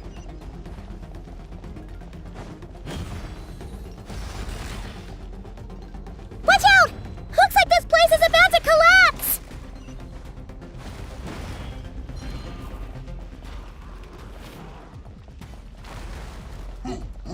So, this guy's power has something to do with the all-devouring narwhal. Did you know that all along, Skirk? I had my suspicions.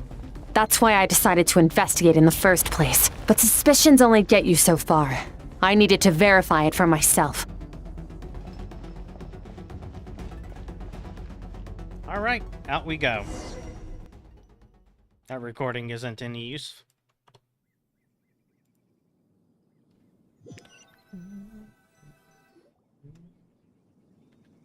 Phew.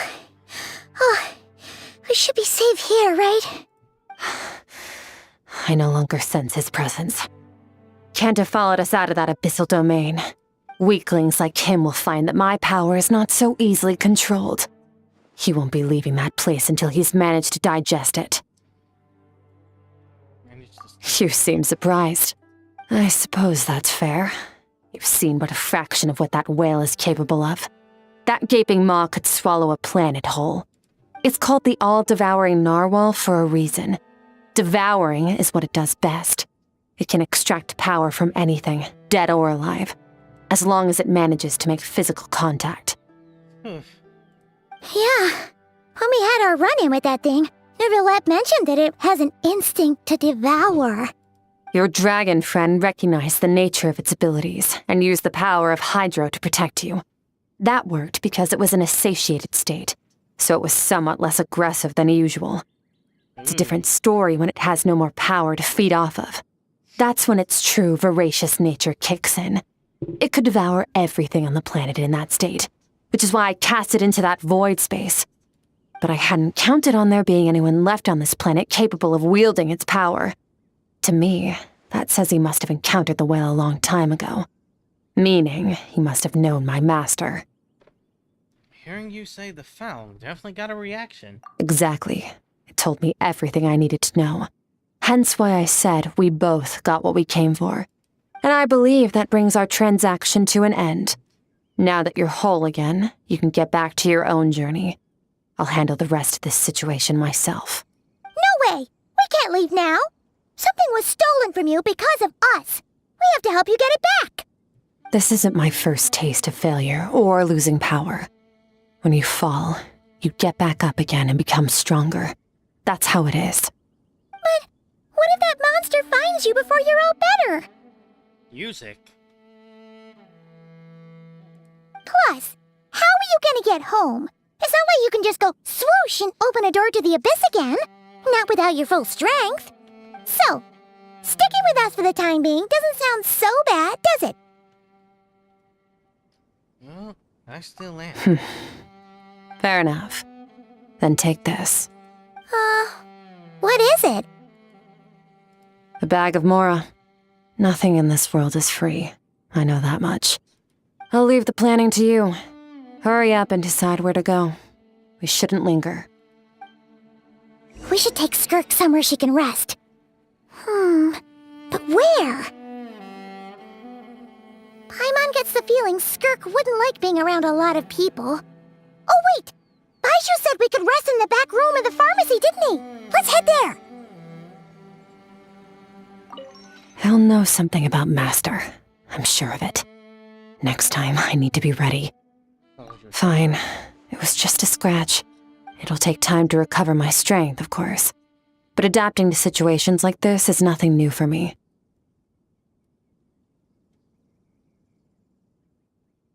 Oh, this? It's a star crystal suit. Abyssal energy is scarce in Tevat. Wearing this helps me access it more freely. It stores concentrated abyssal energy that I can draw from on the go. When the energy runs out, it reverts back to its original form. Found somewhere to rest. Well, lead the way then.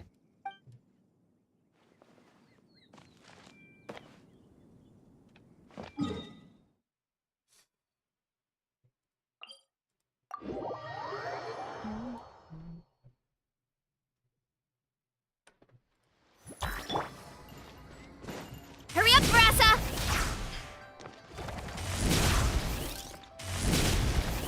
Here I go!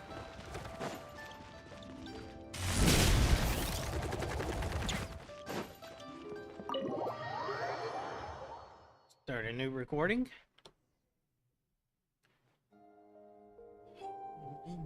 Huh. This bag from Skirk has a ton of Mora in it. Does she have a job or something? Wait, no. After what we saw at Wamin Restaurant, that seems impossible. Can you imagine?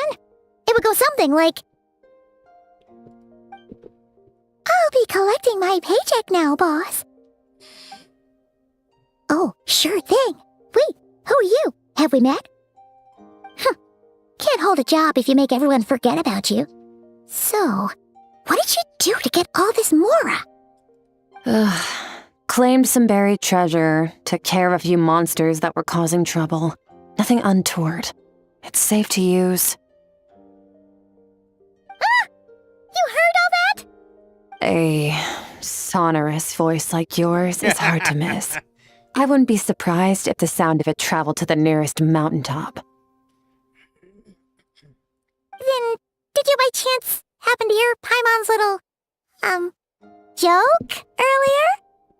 You mean when you called me Frosty the Lavender Melon?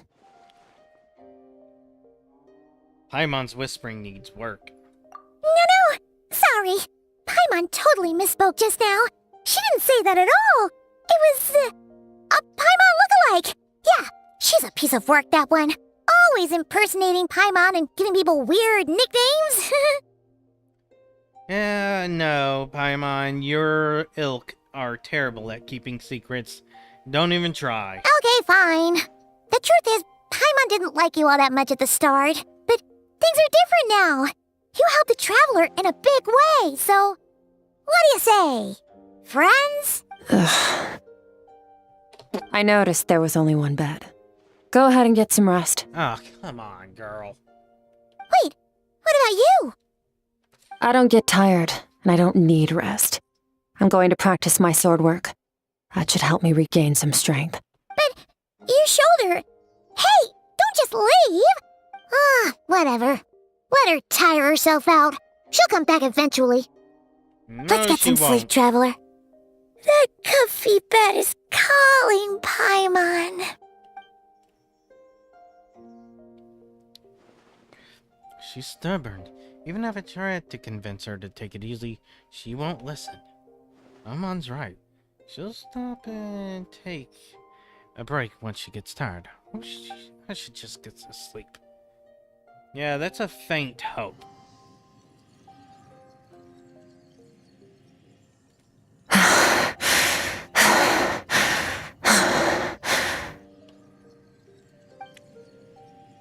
You should have listened to Alice.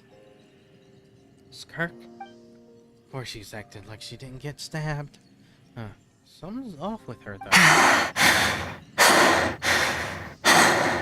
Quiet! Who's she talking to, unless... Do you even remember how many of us perished in that fire? How many bodies were left to rot on the scorched earth? Yet you alone live on. Keep your gaze fixed on your blade. You don't deserve to rest. Run, Skirk. Run! Only death awaits us here. Keep running, and don't ever look back. Right. In that dream I witnessed, she was training alone, but there were disembodied voices talking to her.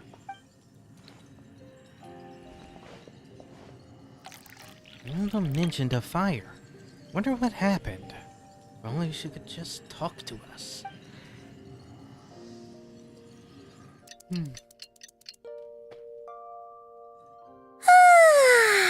Getting an early night's sleep is the best. That bed was so comfy. Wait, Skirk? Have you been sitting out here the whole night? The bed's all yours if you want it. You recovered yet? About 60%. Maybe 70. Whew! Paimon thought it would take at least a couple of days. That was fast. No, not fast enough. That's 20% less than last time. Same training regimen, same intensity. Nothing felt different, but somehow the outcome fell short. Spike that stabbed you. I think the problem's with me. I need to meditate for the next 2 days. Deep introspection should help me find the... Ooh, sounds intense. We'll watch over you in the meantime, then. Thanks. See you in 2 days. Time skip.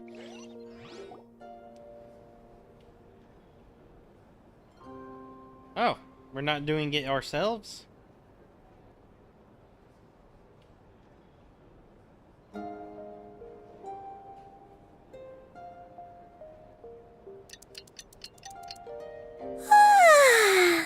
Morning! Skirk is still meditating, huh? It's been 2 days already. Shouldn't she be awake by now? It's not going too well. Paimon Paimon can't think of anything we can do to help. Oh, wait! Breakfast! That's it! Paimon will go get breakfast! Skirk is gonna be starving when she wakes up. Be right back. If she even eats. She looks so serene. Almost like she's really asleep.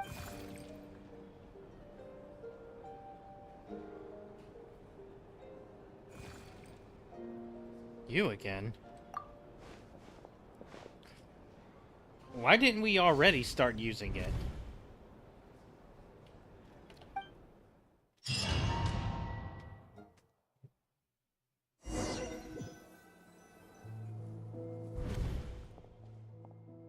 Oh, that's different. There are towering cliffs, withered trees, and a strange river.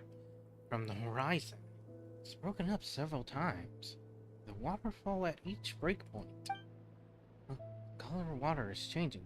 The closer I get to the lower portion, darker it becomes. Almost as if...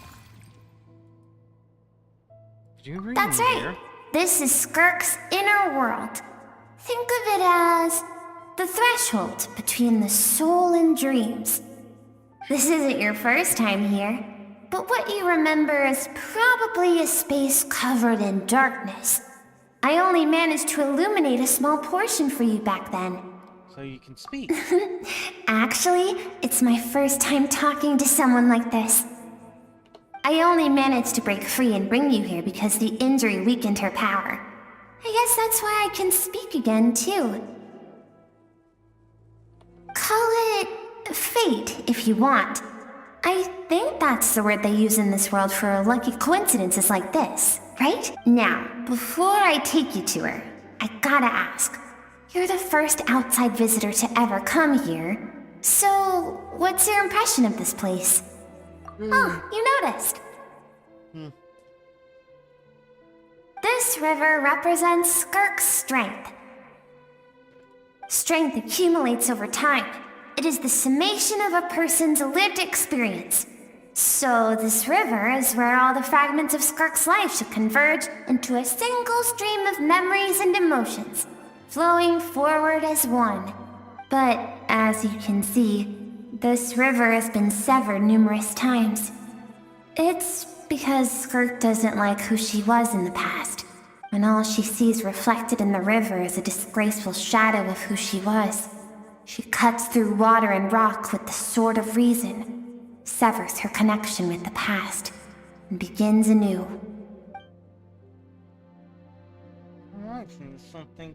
You must learn to shut out all the pointless emotion. Crush the self that makes you weak, and become master over your physical form. This isn't my first taste of failure or losing power. When you fall, you get back up again and become stronger. That's how it is.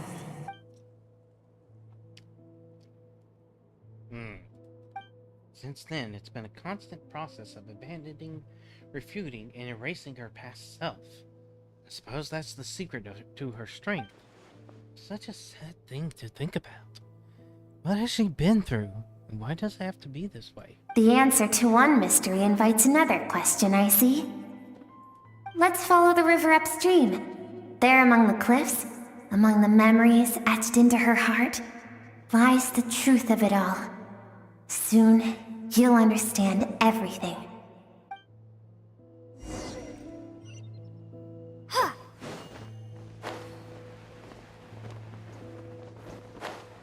What, it's not gonna let me climb?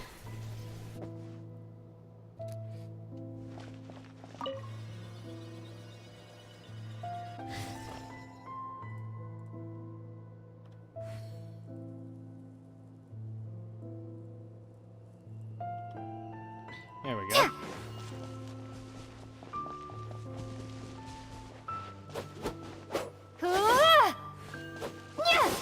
That's a normal charge attack. It's like a coastline. Huh. I recognize the drawing on the sand. Isn't that the picture I drew for Paimon? Why is it showing up in Skirk's? I've always thought that.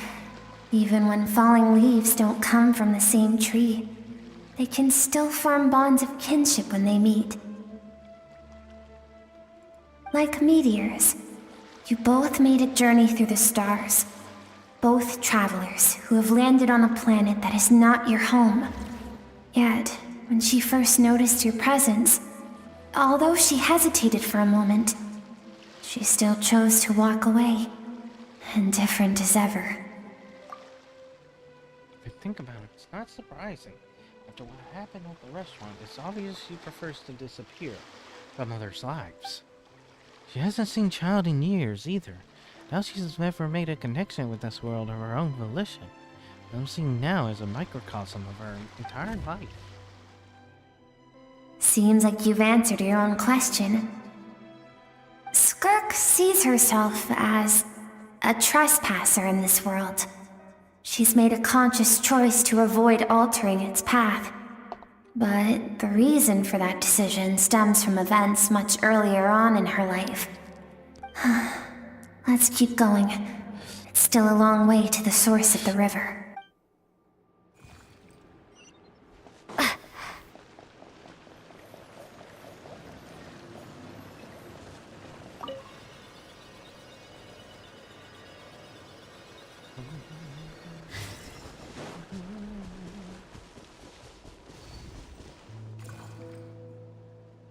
You now have what it takes to wield immense power. From this day forth, I shall teach you no more. No one can become a worthy warrior through imitation alone. I have given you fangs and claws. Now, you must learn to hunt. You wish me to travel the world beyond on my own, Master? Indeed. Make new friends. Embark on your own journey. And piece together a new future from the shattered remnants of your past. We will still have contact through the abyss. But know this. One day, I will take the life you worked so hard to rebuild and reduce it to ashes. Just like the fire that haunts your mind. Why would you do that? I have told you before, fear is the catalyst for human evolution. You have tasted loss. You have known fear, so deep it can be felt in the bones. But as living beings, we all have an instinct to detach from that which harms us. And thus pain dampens over time. And the acrid taste of fear becomes but a distant memory. Yet now, I have bestowed upon you the gift of fear eternal. It will drown you in the nightmare of your childhood, or it shall drive you to defeat me, whatever the cost. Yeah, so that's why she wants to beat him. That is what Skirk's master, the foul Sertologi, looked like at one point in time. So change Of course, as a higher being, physical form is a triviality to him. He could appear as a beast, a human, or even a monster that defies description. The form you see him in here, clad in abyssal armor, is the one he usually wears when traveling through the stars. To think Sertologi and Skirk were just master and disciple, like Skirk and Child. Now I see why she chose to distance herself. Oh, there we have it, the archetype of distance, forced into it by Sertologi.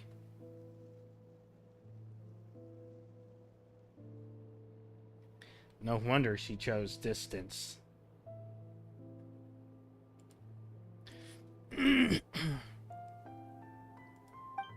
For certain reasons, I need to bridge the power gap between me and my master as quickly as possible. But first, I need to understand the source of his strength.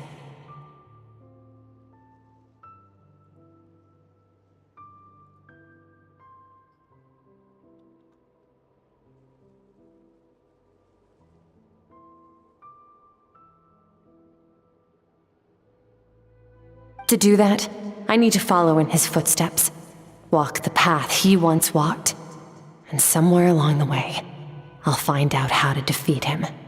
That is my sole focus and purpose. That's what she meant. I still don't understand why he would do that. What he said. And pick up on a conflict. I'll let you in on a little secret. The real Sirology is terrifying. The scope of his power is impossible to understand until you experience it firsthand.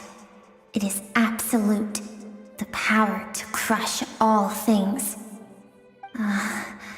Shall we keep going? Let's see. We're about halfway there.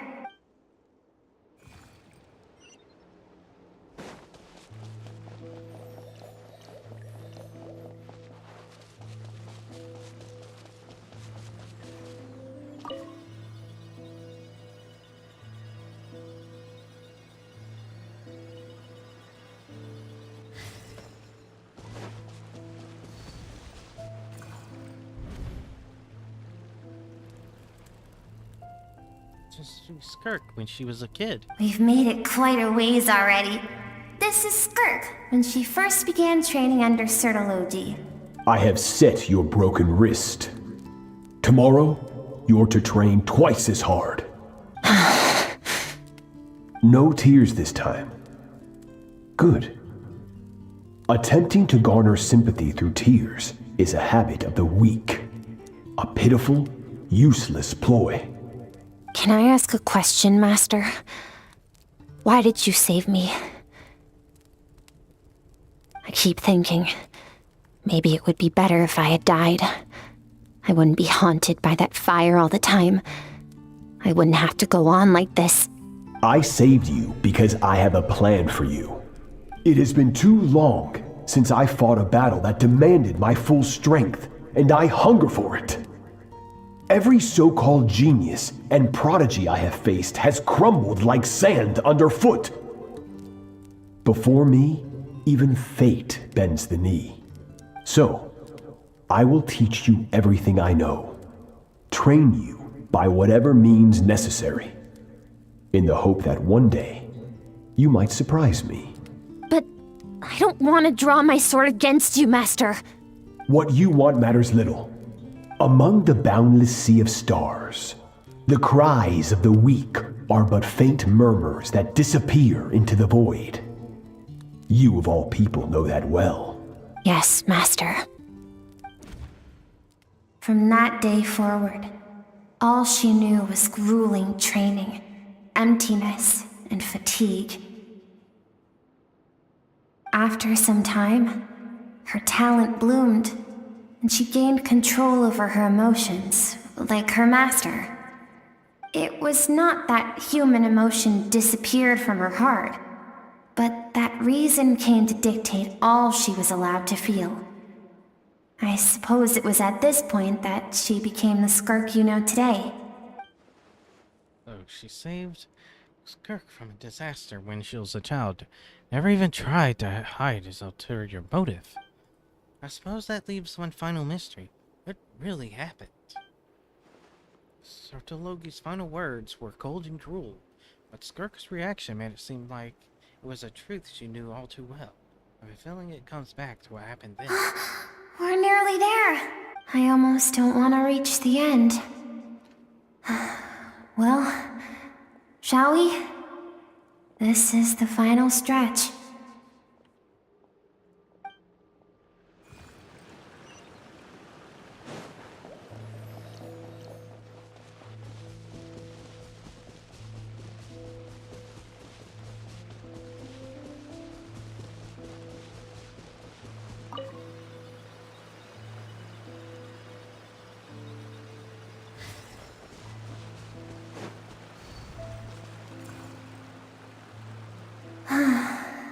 These are Skirk's happiest memories.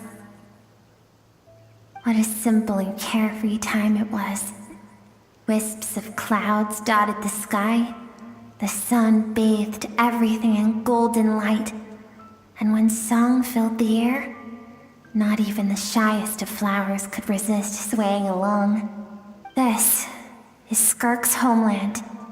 She was so curious about everything as a child, always skipping school to go exploring instead. There was so much to discover. The treasures at the bottom of the sea, the secrets beyond the stars, and that merchant ship packed with adults wearing those strange clothes. Yes, the ship. That was the beginning of the end.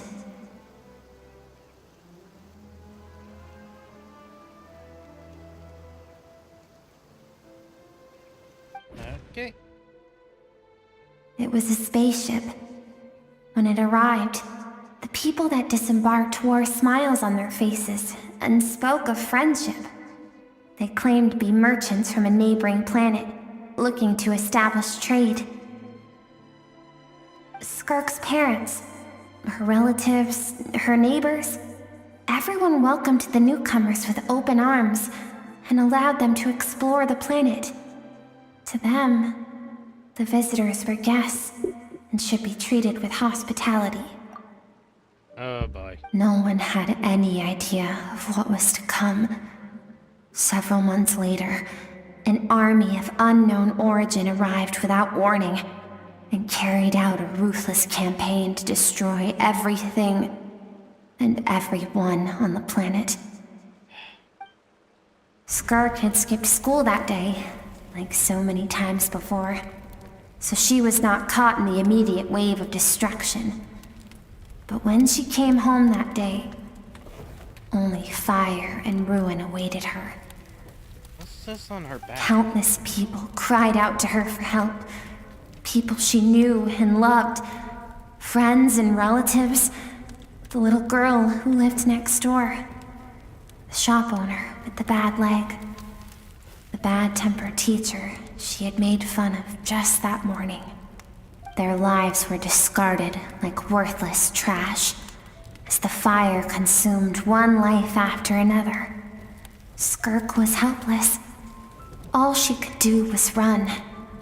And so she did. She kept running until an unexpected figure crossed her path. If Sertology hadn't been there in that moment, the fire would have claimed her life too. And there she would have remained, left to rot in the scorched earth, with no answer as to why any of this was happening. So, why did it happen? Because she and her people were seen as a threat.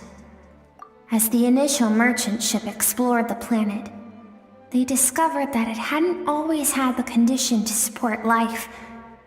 Yet there was evidence of human activity, even during the periods of extreme heat or cold in the past. Further research revealed that, over time, the people of this planet had evolved the ability to adapt to any type of environment or energy source. For that reason, the outsiders viewed them as a potential threat, and decided to eliminate them before the threat could rear its head. And senseless, isn't it? Deemed a threat because of a gift they didn't even know they had. Perhaps it was their own innocence and kindness that doomed them. But in the end, that was lost to the blaze as well. Usually stories like that end with not wiping them all out, but, taking them for experimentation and trying to use them as a weapon. Which isn't much better. If those with power get to decide good and evil, then all you can trust in is the sword in your hand. And so, before death could claim her, she ran. She ran and never stopped. No one wants to relive their most painful moments. Well, that brings us to the end of the story. This is as far as we can go. Skirk is waiting over there. For both of us. Let's go to her. It's time to fulfill my purpose. And my greatest wish over all these years.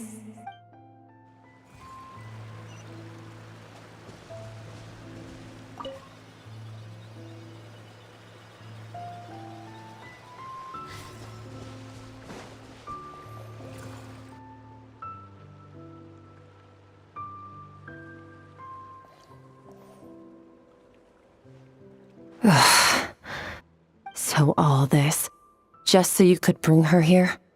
I have things to say to you. Well, Yep, obvious. to me. That's the child version. I want someone to witness our reconciliation, even if it takes an argument to get there. And she is the best choice in this moment. Her suppressed emotional self. The version of herself she keeps locked in the recesses of her mind, stifled by reason. All those rejected impulses, those discarded aspects of your past selves, they are a part of me now. I am who you used to be. Someone you have refused to face for too long. So, I came to face you instead. You're wrong. I've faced you all along. And that's exactly why I keep you locked here. Your existence makes me weak. Moments of joy and longing are when we are most vulnerable.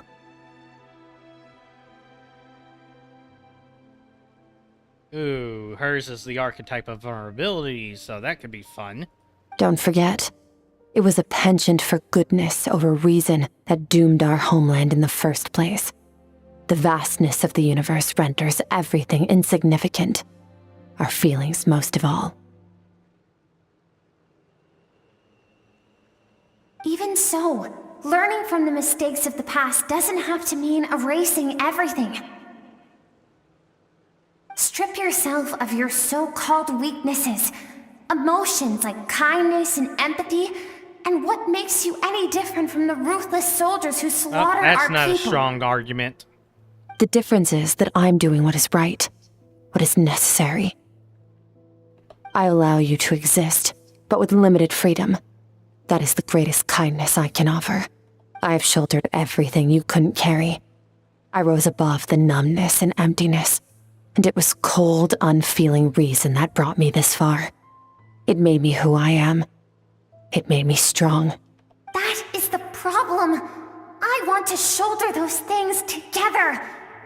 On the grand scale of the entire universe, maybe our feelings are vanishingly small, but why should that mean they don't matter? Emotion gives warmth to the cold expanse of space. It gives meaning to the world around us. Think back to those nights of gazing at the stars, those afternoons of exploring the unknown. Think back and let them grant you peace. A brief respite from the pressure you put on yourself. I've said that hers is the archetype of distance. It is the archetype of ice. It's the archetype of vulnerability. It is an archetype of a hero. And when you take all those combined, she can develop a skill set that will be able to take her emotional half, combine it with her cold reason, and create something truly powerful. The Mountain Bailey. In a defensive structure, it is a castle with a small, less defensible area at the below. This less defended area is a straw man, or metaphorically similar to a straw man. It is an easy target, but one in a position she doesn't hold or need to defend. It's, in a way, it creates an opening that is a trap. If someone tries to attack her emotions, to try and get at her through her supposed vulnerabilities, what they're doing is leaving themselves open to her counterattack. That is how she needs to grow.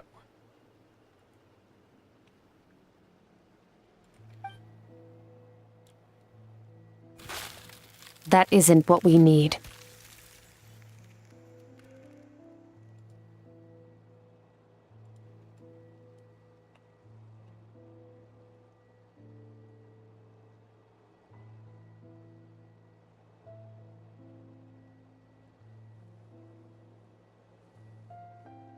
It's exactly what we need.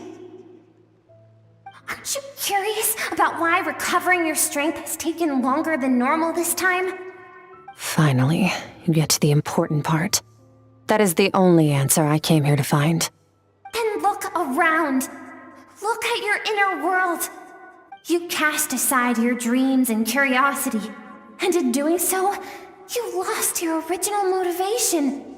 You severed all connection to who you used to be, so you can no longer draw strength from your past. Now, the only things driving you forward are fear and survivor's guilt. But these cannot take you far enough.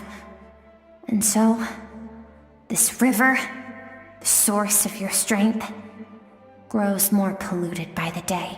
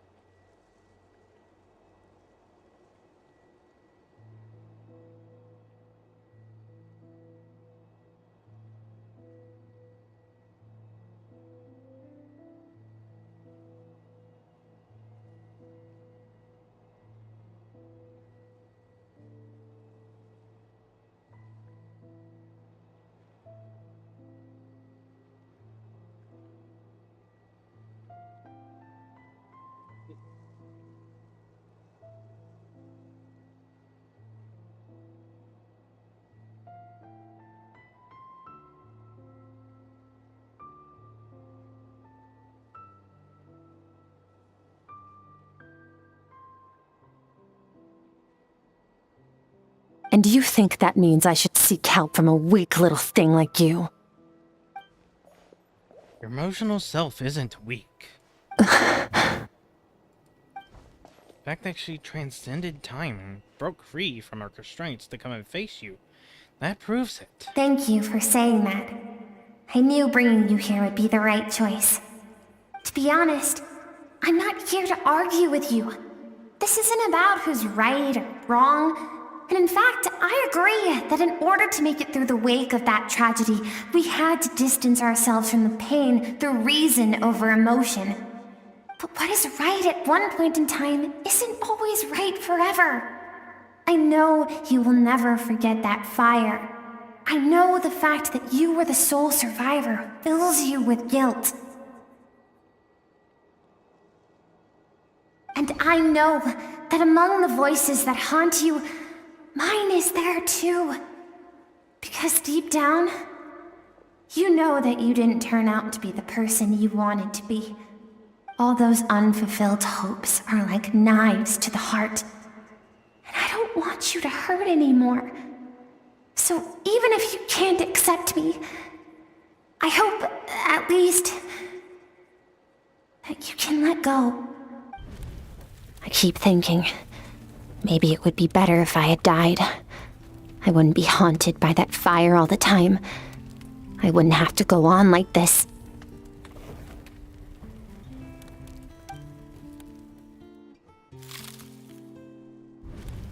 Your dad and I, we're not afraid to stare death in the face, but we need you to survive.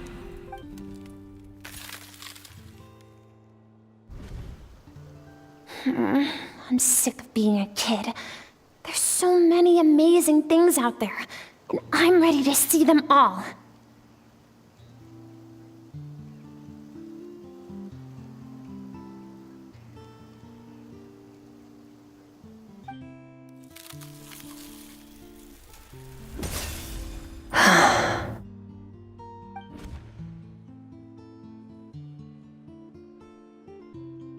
I remember. There was a song Mom and Dad always sang when we went out to fetch water. Dancing water. The sand along your path is begging for your song and movement. Will you carry this burden with you on your journey? I am not the dancing water, and you are not the burdensome sand. But if this is your wish, then I will carry you with me until the end.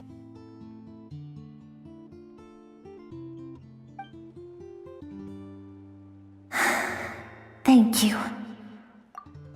Take back I your should be child thanking you. Self's courage.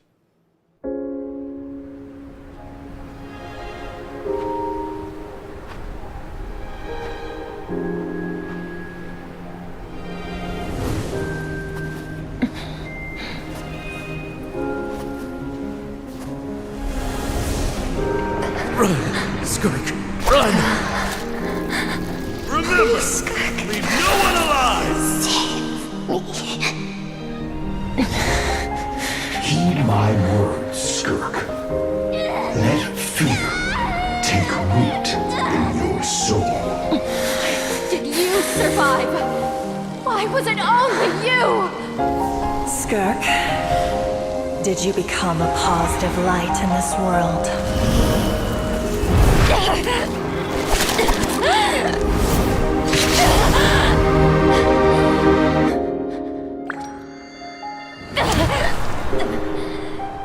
Hey, this doesn't have to be the end.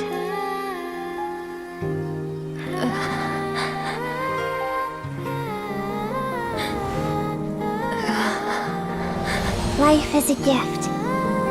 Don't let darkness claim it.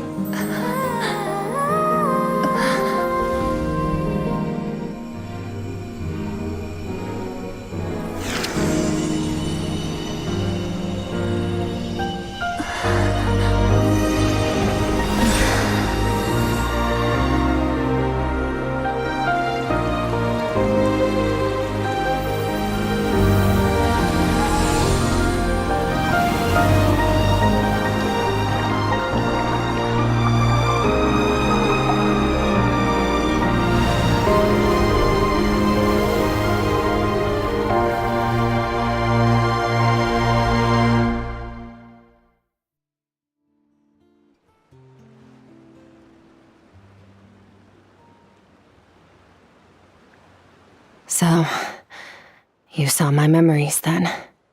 I once asked my master if survival of the strongest was the law of the universe. He said no. But in a world without order, those with no moral boundaries tend to be the ones who survive.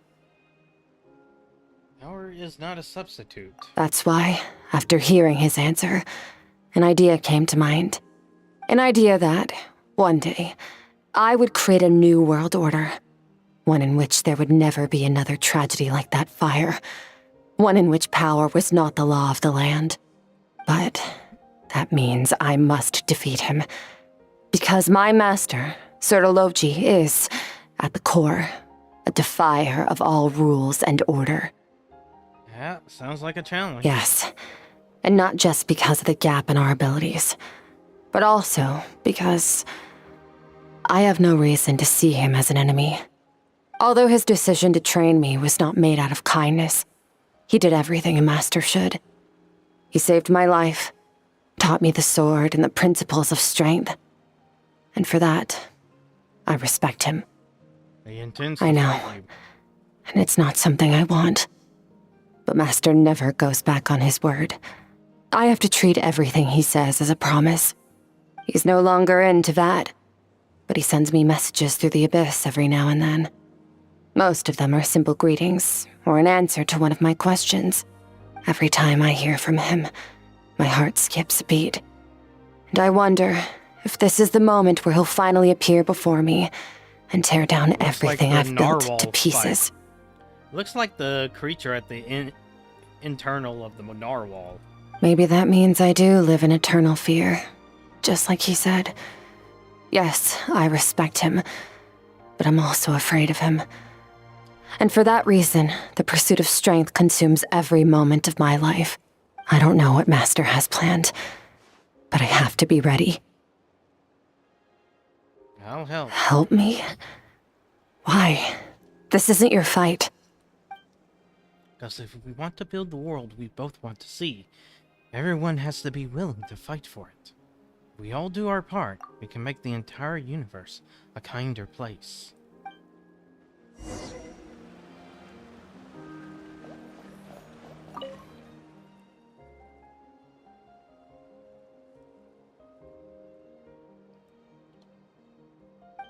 There's nothing else to do here.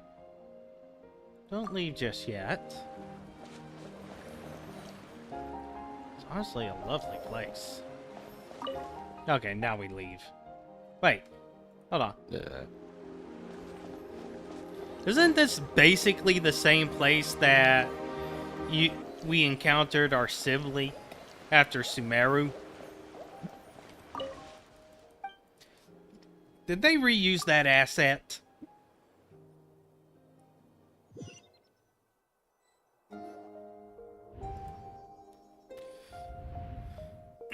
Oh, you're finally awake!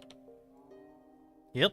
Honestly, Paimon was gone for like 2 seconds and then she comes back and finds you both unconscious? Oh, you scared Paimon half to death! You're both okay, right? What does it look like? Snippy. Looks stronger Only than water ever. from the source can cleanse the rot and filth that flows from the past into the future. I taught you to incorporate the experiences from your journey into how you fight. I suppose what happened today will become an inseparable part of who I am. Okay, so Paimon feels like she's missing some important context. But whatever. Paimon brought back tons of delicious snacks! Let's dig in! Alright.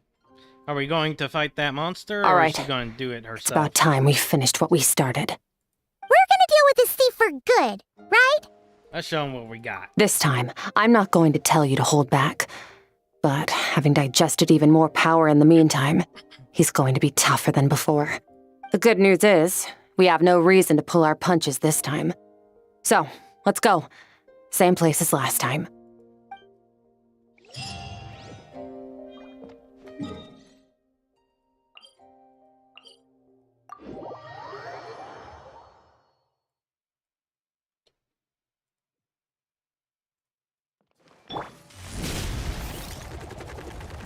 Time to roll!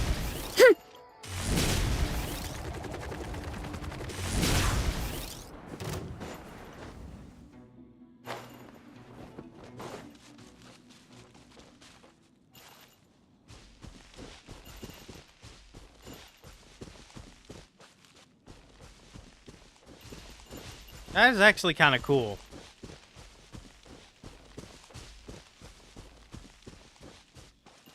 That's really cool.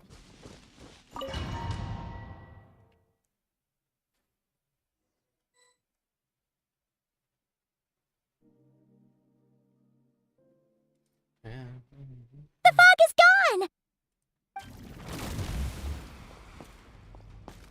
Wait, isn't that the form the all-devouring narwhal changed into? How come he knows that, too? That's what the fowl used to Really? look like.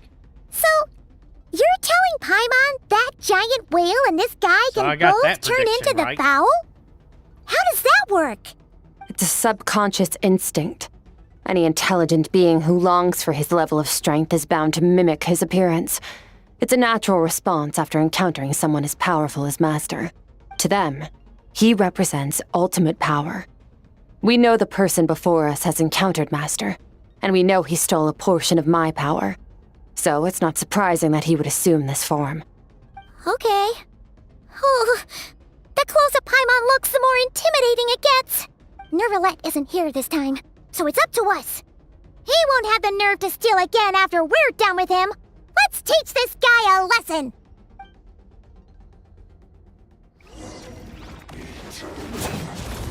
Annihilate.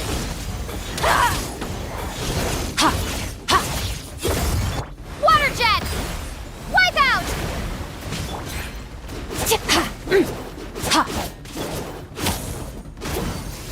Extinguished!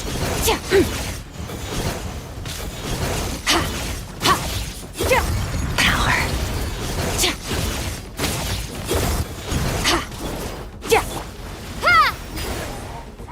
Haven't forgotten your training, I hope.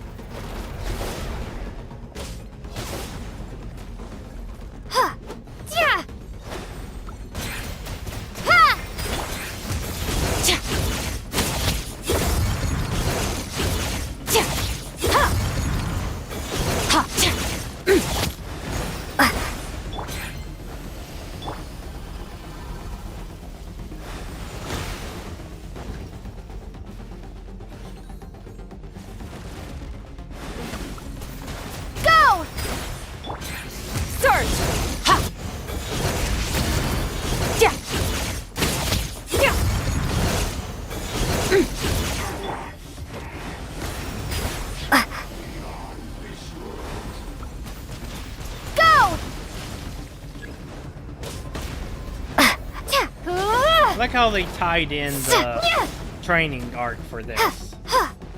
Bombs away! Extinguished!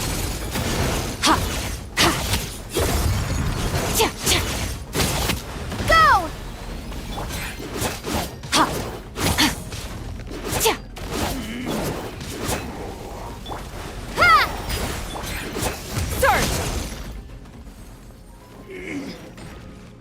She boosts damage when doing a frozen attack.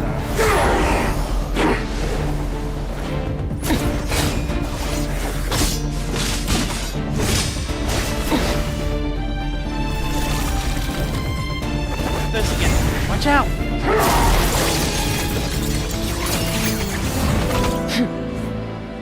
Haven't had enough of my power. Dude's getting greedy.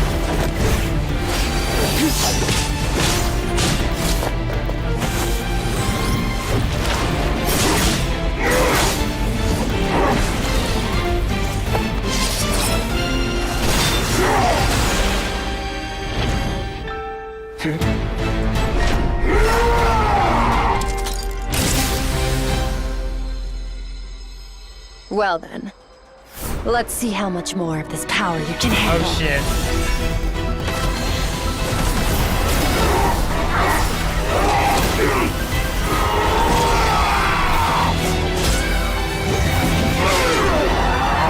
Indigested. Attack!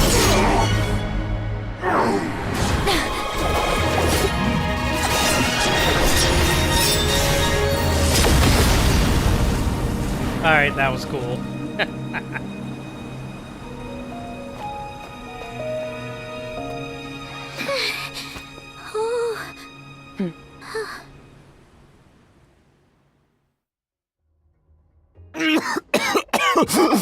Oh, look at this little shithead. Wait, is this who I think it is? Well, have you come to your senses? You saw that my body was at its limit. So, you deliberately channeled your power into me, knowing that it would destroy my shell from within. Such power. Such keen battle instincts. So you must be... Skirk, Sertologi's disciple. How long has it been?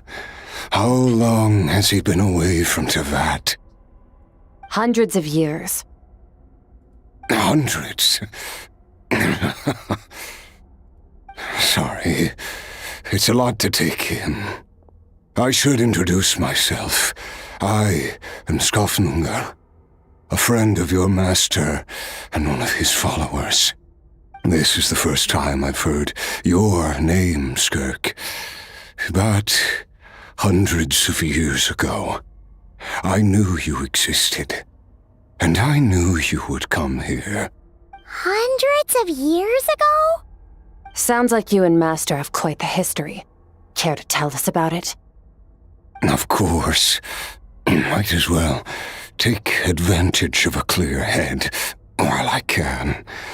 The story starts a long, long time ago. I don't think a recording is I was useful here. born into a noble family in Conria. As the eldest son, I was set to inherit our title. But I contracted an incurable illness as a child, and everyone gave up on me. I trained the sword harder than anyone else, defeated all of my peers. But it was all in vain. When other people looked at me, all I saw in their eyes was pity or a strange glee in my misfortune. Even my parents were just waiting for me to die. Over time, my heart hardened, and I became aimless. That was the point where I met your master, Sir Taloji. We were similar in age, but different in background. He was born in prison, the son of criminals who had been sentenced to death. He spent his childhood wandering the streets, facing more criticism than the literary works in the Universitas Magistrorum. Yet, he always wore a smile on his face, as if kindness and malice were one and the same, and he could not see the difference.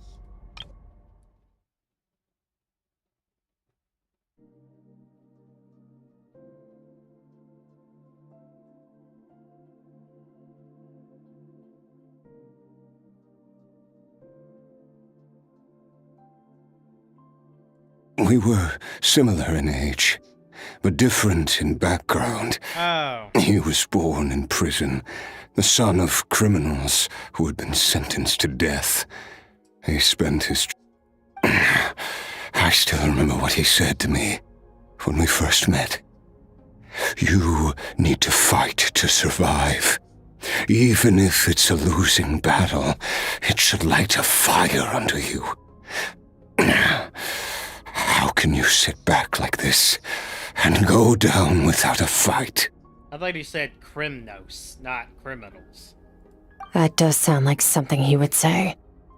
He was the first to acknowledge that I was worth something. Oh, we're doing this. And he inspired me to keep going.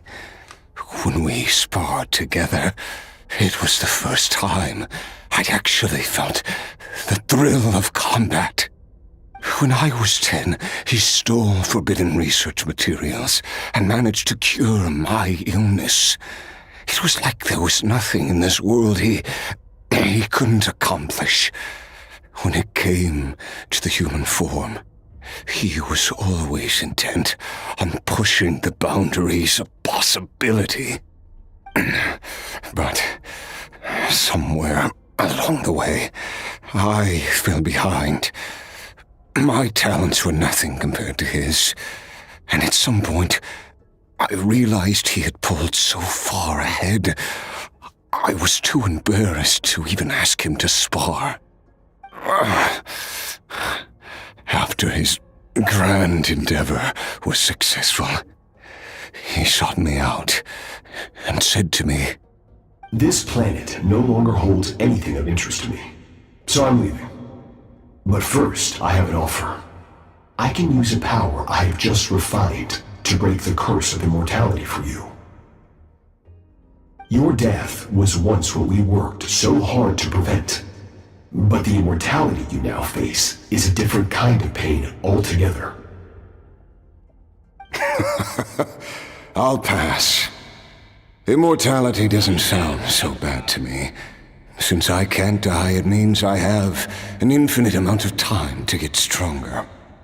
Maybe I'll finally catch up to you one day, and we can spar like we used to. Are you sure? I cannot say when I will return. Your body, or rather, your soul, might not be able to withstand this curse. All I can do is try. After all, a wise man once told me, people need to fight for their own survival. Wise indeed. Nevertheless, if you grow weary of the pain of immortality and wish to experience a good sparring match before you wither away, seek out my disciple. Disciple? Never thought I'd hear that word coming from you. Nor I. But Vedifenir said I was destined to find a disciple out there in the universe and bring her to Tibet. You know as well as I, Vedifenir's prophecies are never wrong. Huh. Well, now I'm curious about who this disciple of yours will be. All Vedifenir said was that one day, the stars shall bow in her honor. Oh, that's badass. Sounds pretty impressive. Of course. Only the most outstanding people would have the right to become my disciple. Still self-assured as ever, I see. But you're not wrong. I'll be leading them. Oh, and if you are serious about getting stronger, I left you a little gift in the primordial sea. As I've said before, walk whatever path you want. Freedom means even the wicked get to make their own choices. Waiting for me in the primordial sea was the all-devouring narwhal, already beaten into submission by Sertologi. In its weakened state, I was able to cut off part of its flesh and sew it into my own heart. Your heart? That sounds like torture! How did you even survive that?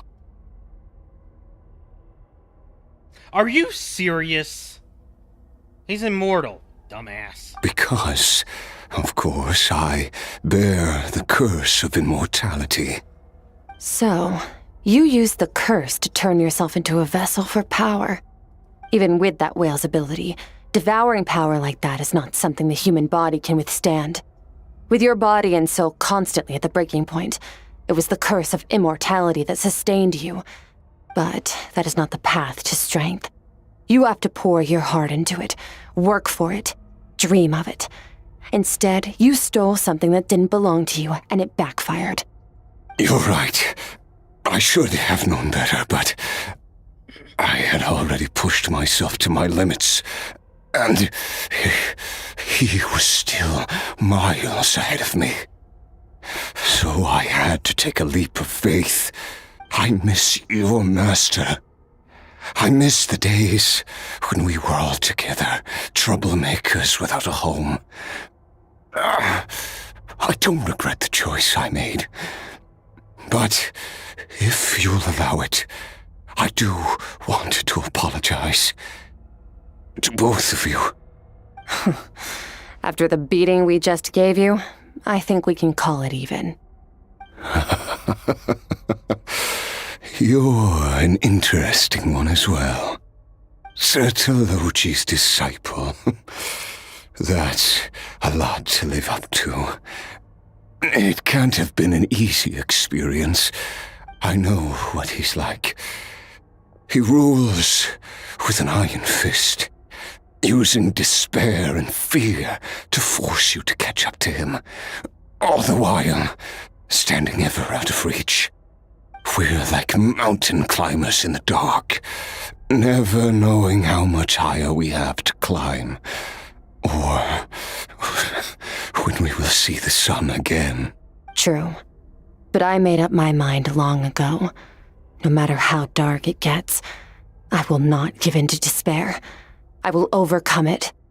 Besides, after hearing your story, I suspect what Master really wants is not a battle that demands his full strength, but rather a defeat without regrets. Oh? Since you're his friend, you must have some things in common. The first time we came here, when you stabbed me through the fog and stole my power, I felt no emotion coming from that spike. But when you had to devote all your strength fighting me just now, I could feel joy and passion emanating from your blade. It was the joy of a researcher discovering the truth of the world, the joy of an artist uncovering a temple of wonders. Interesting. I'm certain I didn't express those emotions outright.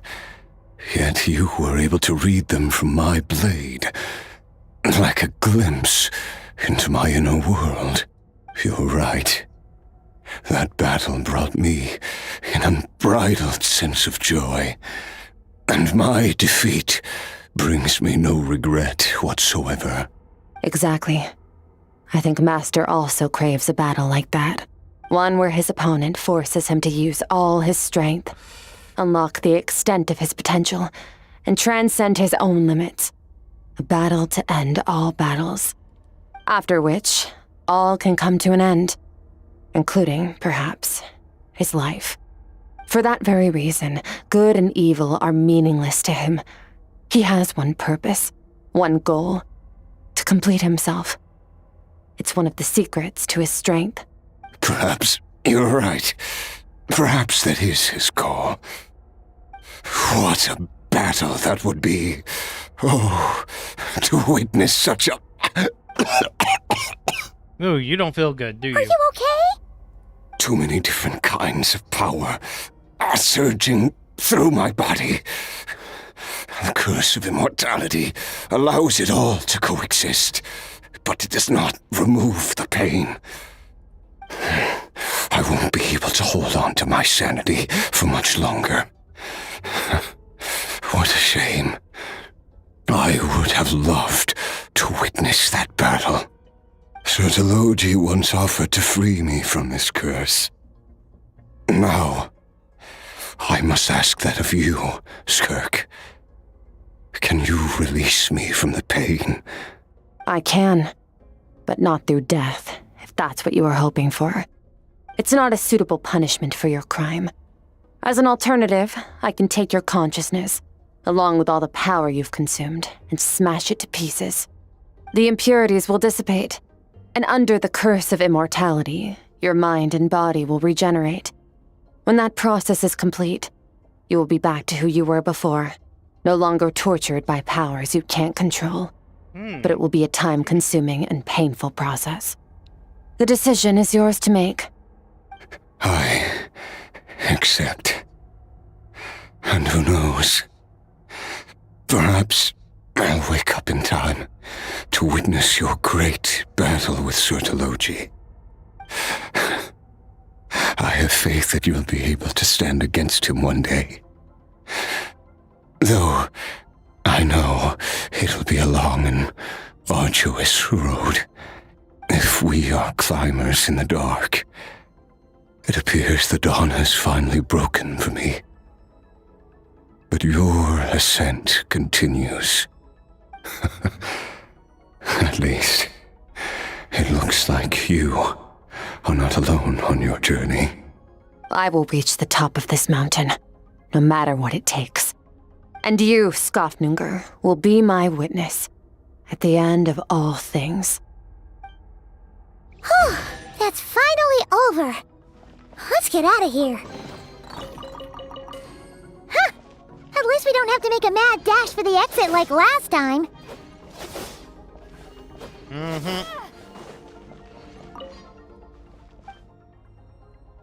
Let's go.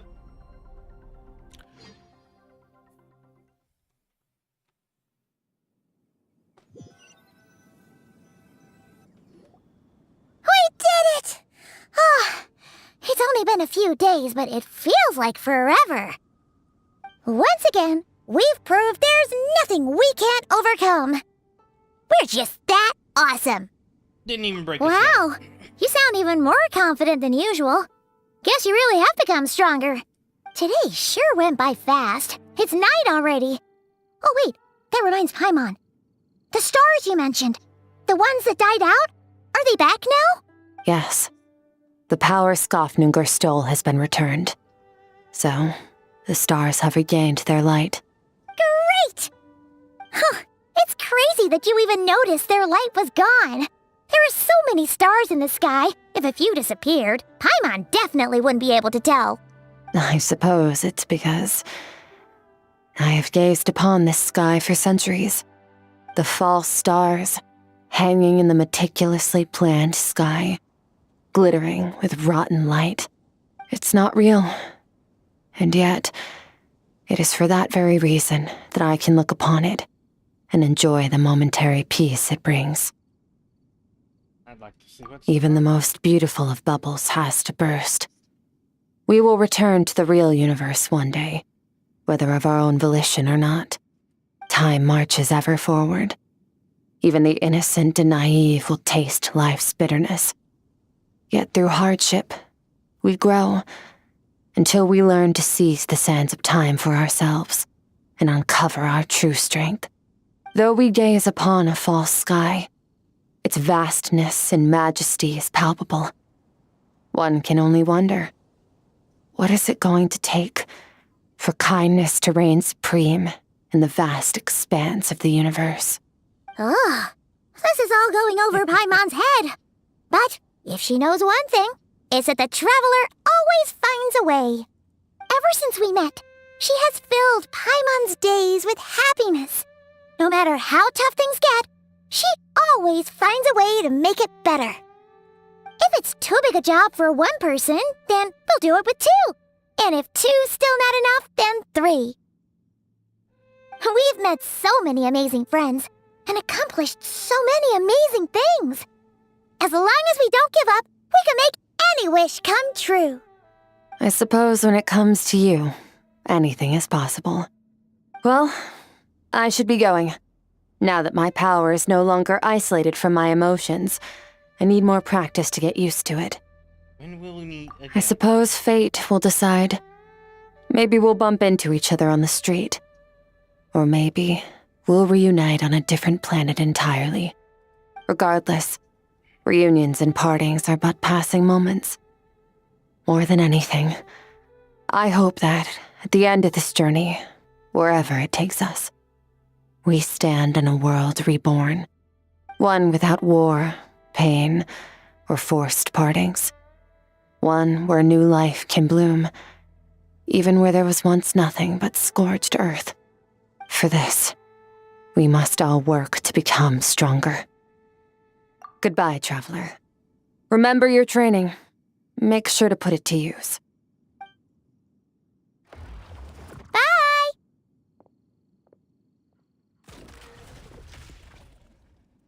Is it just Paimon, or is she being nicer than before? We definitely count as friends after all that, don't you think? Yep. Hey, what do you think about camping here tonight? There's nothing quite like sleeping under the stars. Come tomorrow, we can continue our journey. Oh, and since Paimon treated you to that super nice meal at Wanmin Restaurant, it's about time you returned the favor. Betwixt stars and night.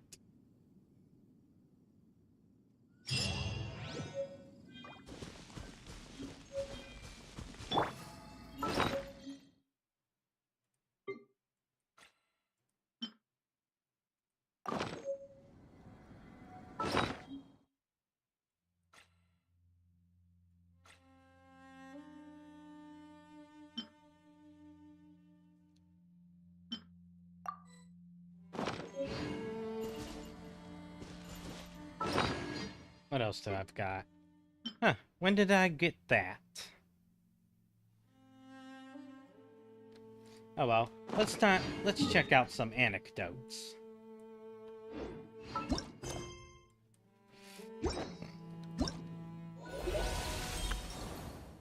Grab this reward.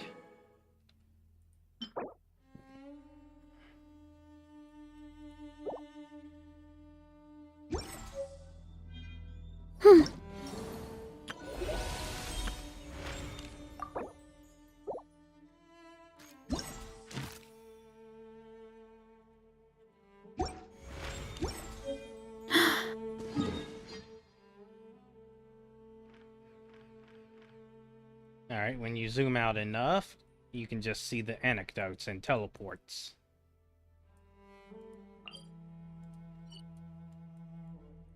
Oh, hello.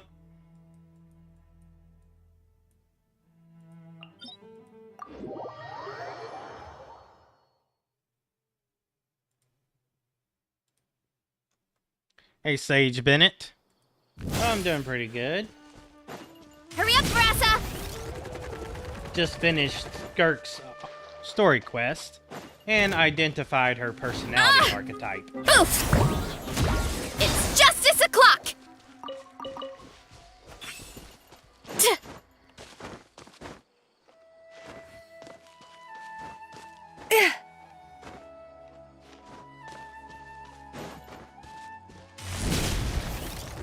Alright, come on, Sino.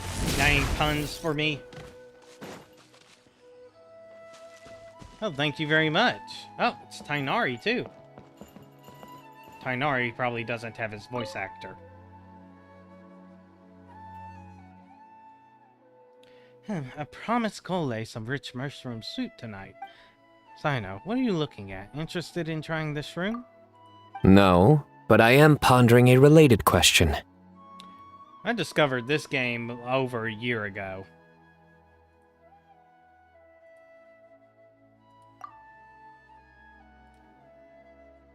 It's you, Traveler. That joke wasn't bad. Allow me to soak it in. Isn't Maiko managing the shopping? Okay. I'm playing the other two Horioverse games, Zenless Zone Zero and Honkai Star Rail. I honestly like Zenless the most. What did she say just now? Maiko? Not bad. I like it. Say no more. Please, you dude, that's enough. It's almost time to eat. Yep. Not bad. Still, it's a pity. I haven't found any new shrooms yet. New shrooms? Okay. What? Are you an artist, Bennett?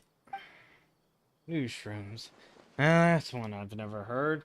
Some newly discovered species. Yeah, that's why it's news. It can't be. I keep track of every project related to cultivating new species. I've never heard that name. Exactly. After all, the newsrooms have yet to make the press release. This is just a constant onslaught of puns. So I know you are finishing every last drop of this soup tonight. Got it?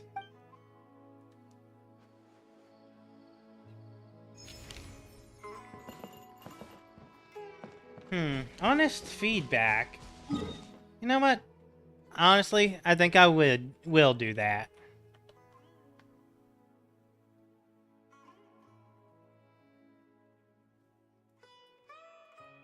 Let's turn off my recording.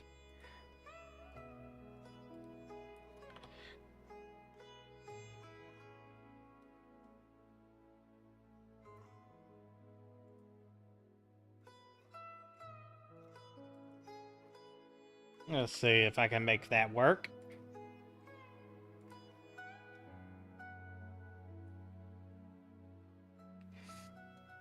Ba-ba-ba.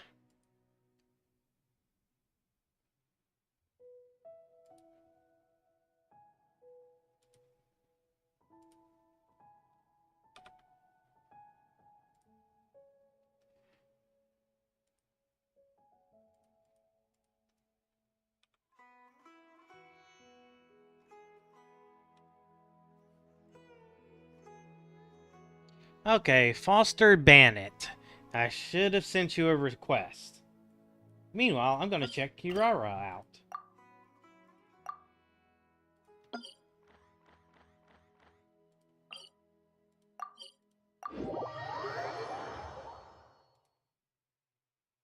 There you are, with the little chibi Naruto image.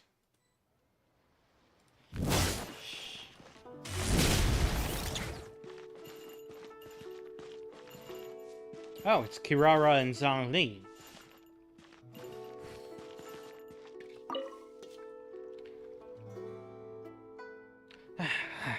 It's so hot. Huh. So it's still too much. But this dish doesn't taste any good if it left to cool for too long. No voice acting here, so I'm going to leave this one to be discarded. Taste testing? Ah, you're here. Kirara just delivered a bunch of fresh fish from Inazuma. I was just thinking that since it came all this way, I should make some piping hot leeway cuisine. After all, a bit of heat is worth 3 fresh ingredients. So good. So hot, so good. Please don't feel obligated. We got plenty of cold dishes here too. I can whip one up for you. But this boiled fish is really delicious. I want to try some more.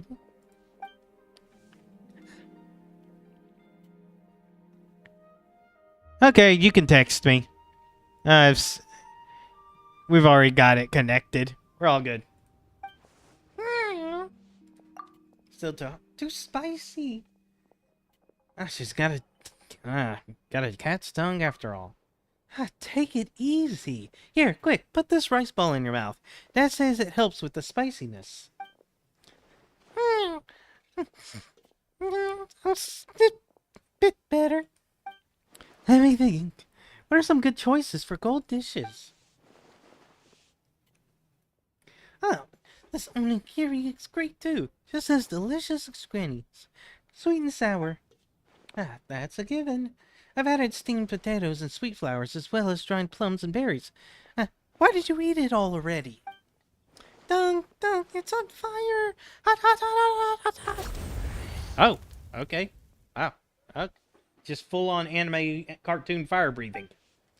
It only helps with the spiciness while it's in your mouth. Quick, here's another. This time, don't just scarf it down.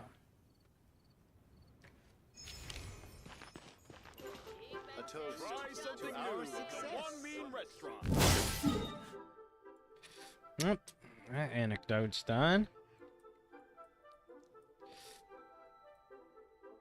Oh, we got a new Valette. Yes, please. And he should have his voice actor.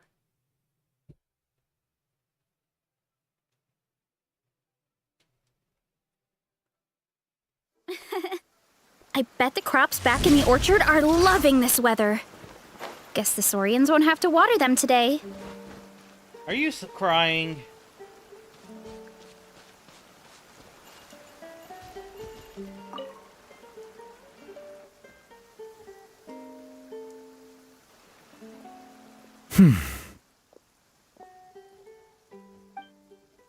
That new Valette is standing alone in the rain. Has something upset him? I should say hi. Don't get an opportunity like this every day. Yep, he's crying. Ah, Why? traveler. Hello to you as well. Hello to you. Are you well? I am the same as always. Thank you for your concern. No, he can't be in a good mood. Yes, you noticed. Okay, maybe not. The morning paper forecasted rain here at precisely this hour. What, really? In my experience, predictions of this nature are not entirely reliable. Yet today, the downpour arrived on schedule. A stroke of luck.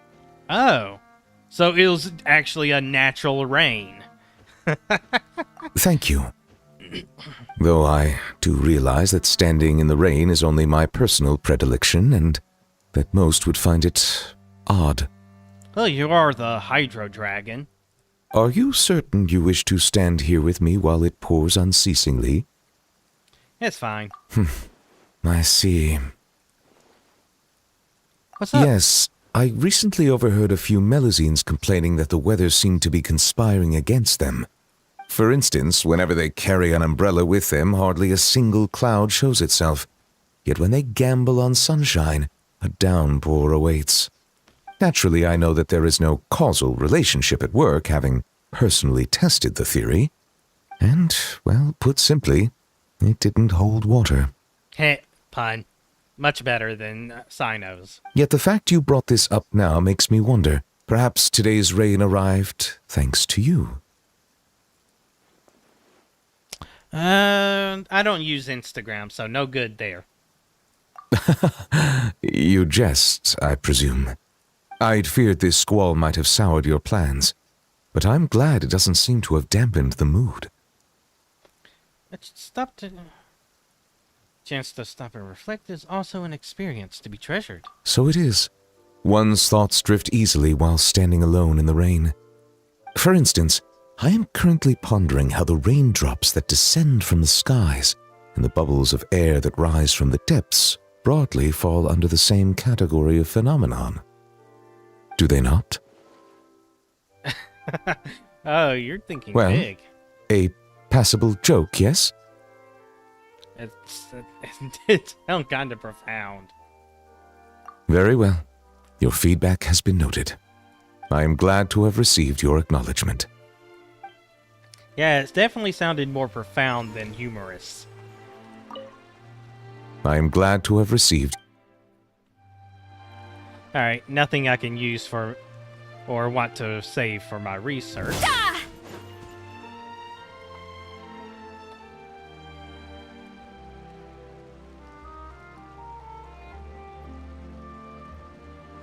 There we go. Next antidote. Oh, Sethos.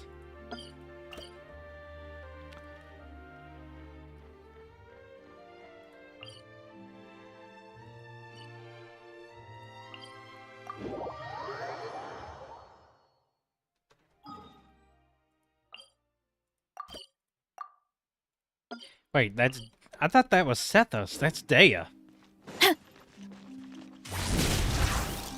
Running late again. Get back on track.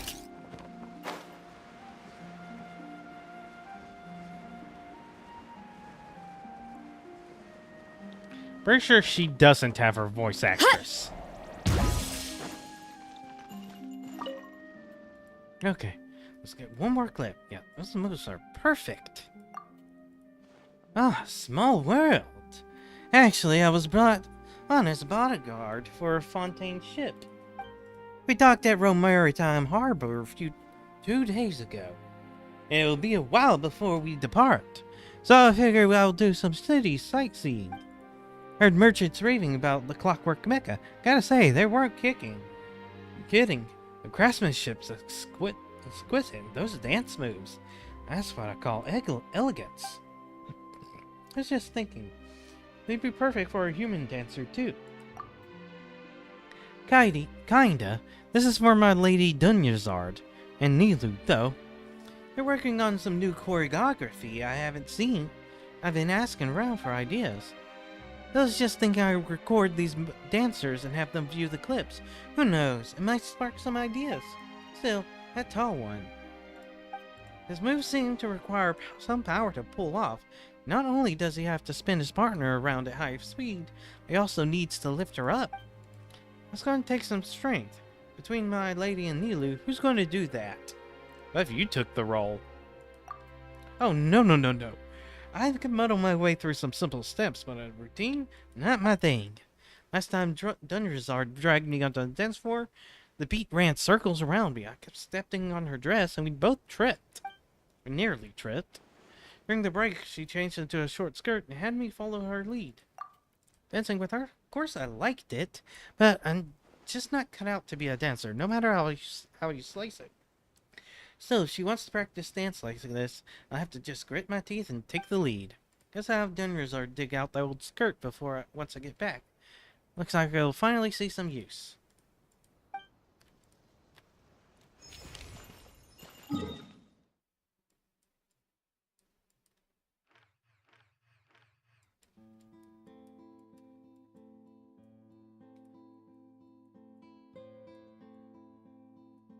Another Kirara?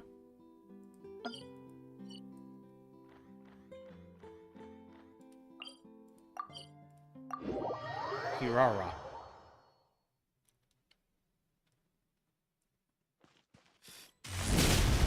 No, this one's not gonna be... Oh! We're getting Chong Yun. I think he does have his voice actor.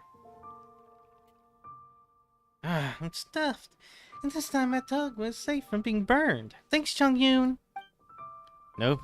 No trouble at all, miss. With a well-stocked kitchen like Yang Ling's, making a bowl of noodles is nothing. See? What did I say? Told you I knew someone who made delicious dishes. So you're here too. That's right. Chongyun's signature dish, cold noodles with mountain delicacies. Just perfect for Kirara. I need to do something real quick. Get this a little bit lower so I don't take my head over the top. When you put it like that, thanks to his condition. Happy coincidence. I used one of my recipes to prepare a simple meal. Thankfully, it seems to suit Miss Kirara's taste too. Chongyun, come on, no need to act like strangers. If you keep this up, I won't take you to see Aurora, Aroi, or Ito. Chongyun said he always wanted to see supernatural creatures. For some reason, he's never managed to. Ito is a full-blooded yoni, and Aurora is a proper great yokai. Just so happens that I can make the introductions. A great yokai? What exactly are the smart spirits and monsters of Inuzuma like? Do they ever harm people with magic? If they're really fierce, I can always ask Lanyan from Chinyu's Veil Land clan to help. Her family's Quinmin arts are definitely able to subdue them. Right, and there's also my friend Xingqiu. His swordsmanship is top-notch. He'll definitely help. That's just the sort of noble soul he is. Calm down, buddy. Hey, don't get the wrong idea, Chongyun. Aurora and Ito are both good people. Good yokai. The absolute worst thing Ito's ever done is refusing to admit he lost the card game. And he still owes me Tricolor Dongo for that. Aurora is also nice. It's just every time I pass through the forest, it drags me into playing hide and seek. Ah, that's completely different from what I read. Yeah, the books also say that everyone in Liyue stands on swords whilst they surf through the skies. Don't believe everything you read.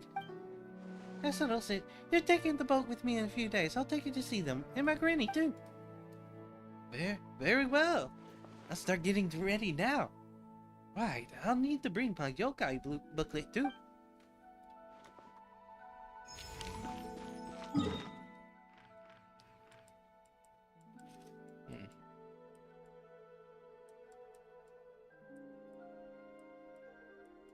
Alright, is that it?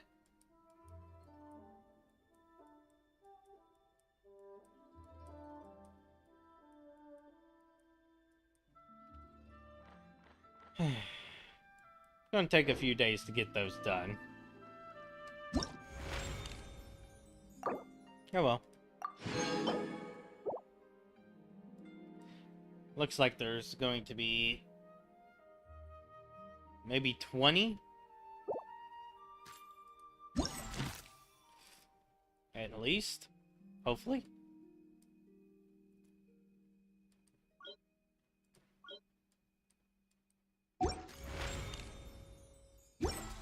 There's a lot that goes into managing an orchard. Yeah, don't care. Already heard you talk about that.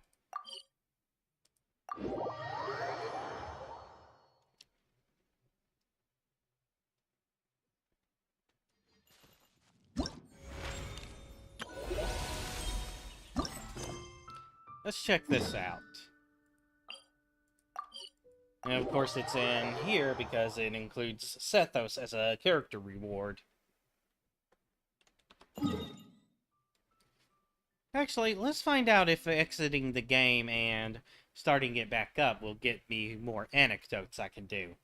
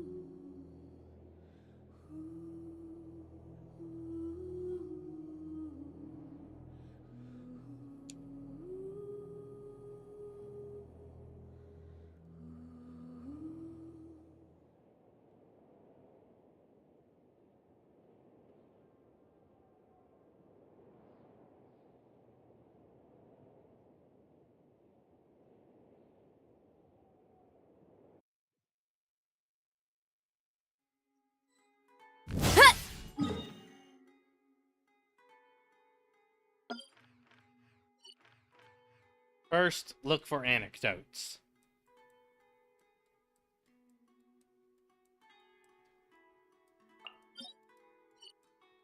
Yep. Didn't work. Oh well.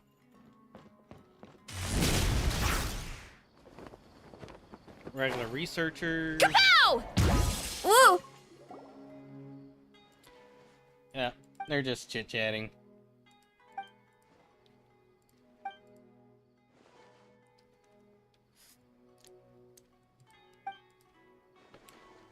A murder, Darson. Yeah, I knew that.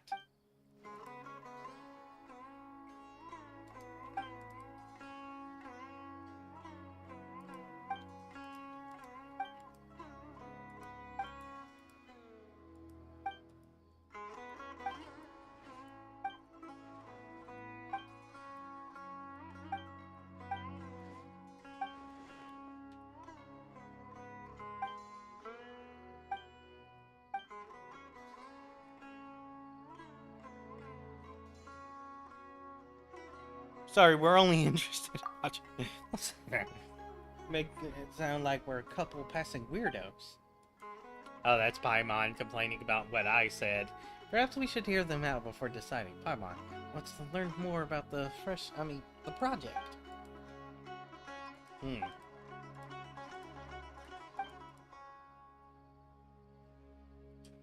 A sliding, stretchy pyro form in the Rishabon. The fungus? Sure. Long, sharp. That's a very peculiar question. Who's stronger? A floating anemo fungus or an anemo slime?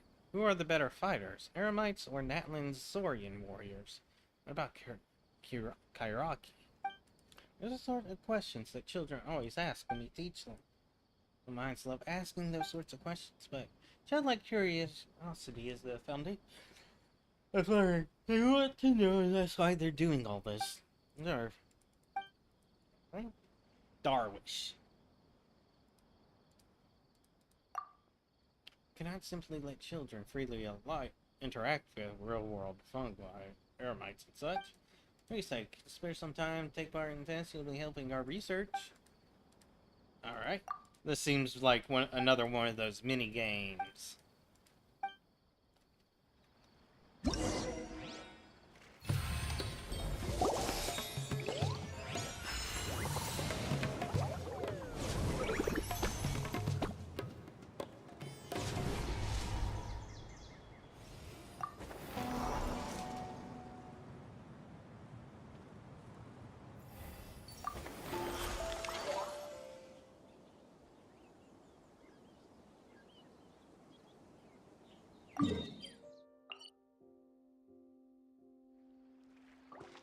There's the fruit.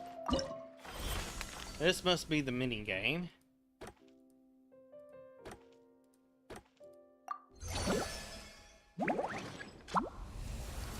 Are you kidding me?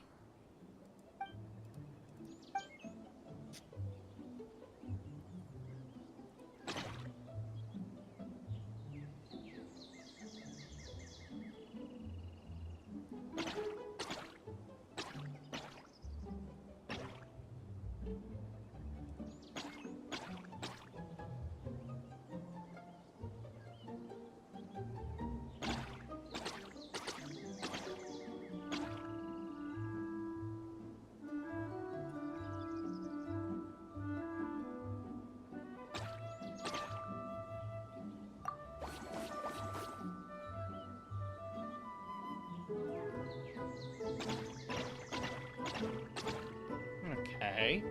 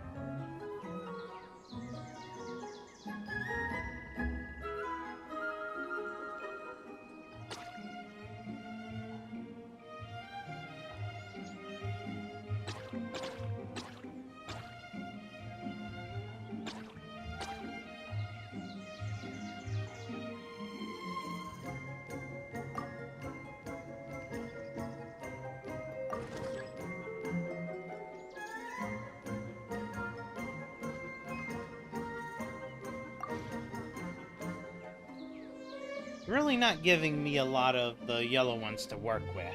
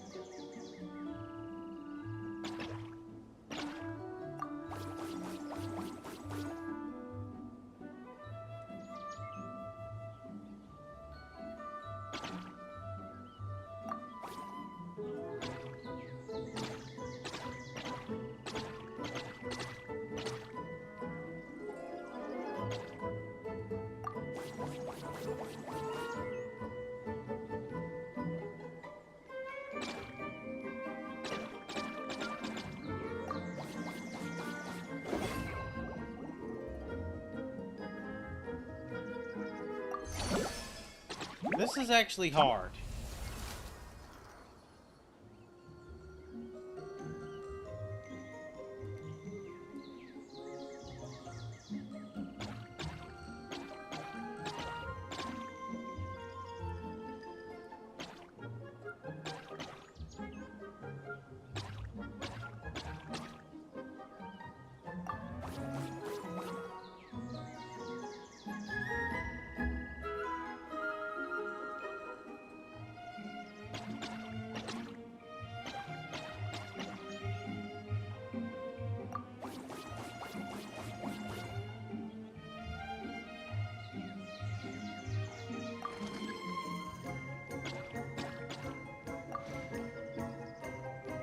Oh, that's insane.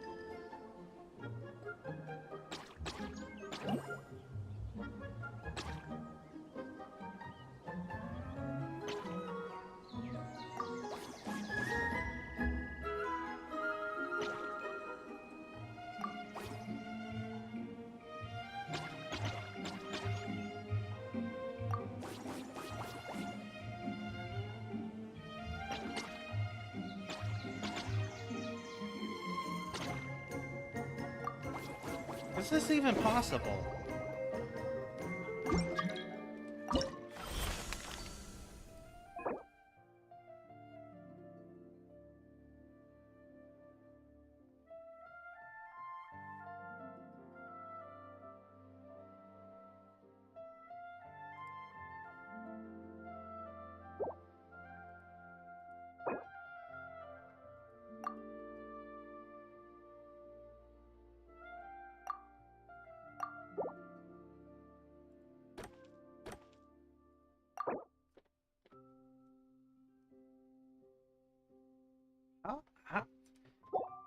Is this even... Is that even possible? I had a perfect start. It just didn't allow me to do anything. Oh well. Alright. I set up the map and game board.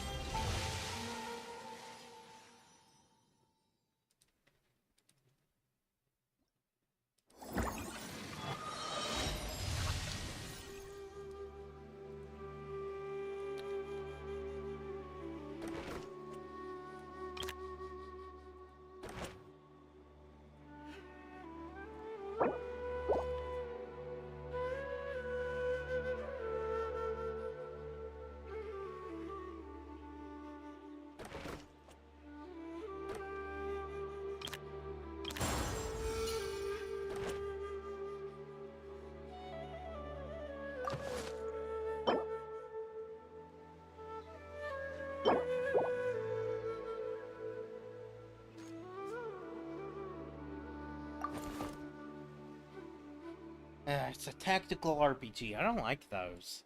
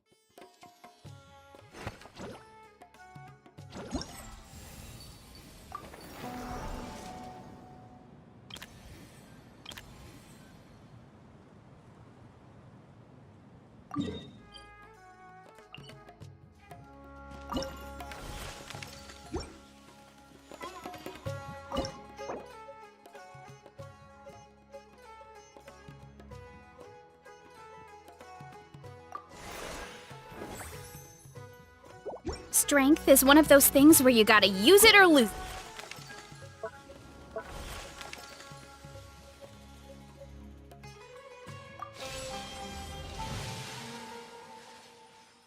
This seems like something I'm gonna end up doing off stream.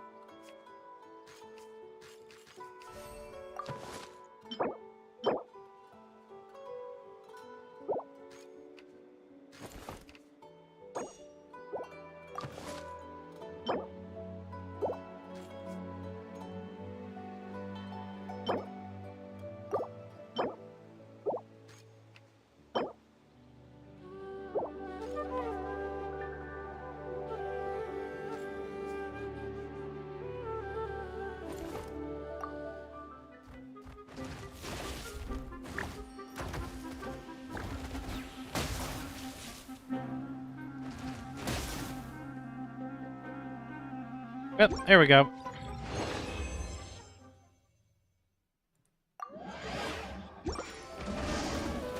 I'm just gonna turn off stream randomly.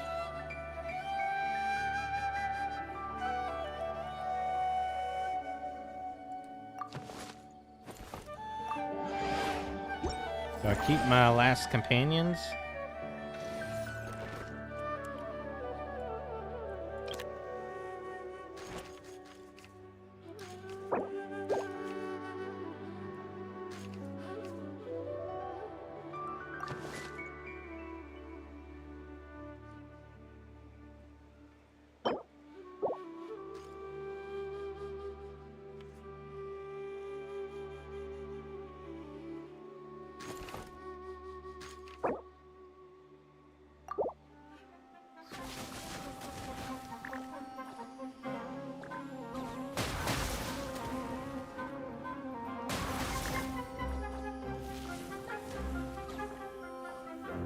Yep, that was easy.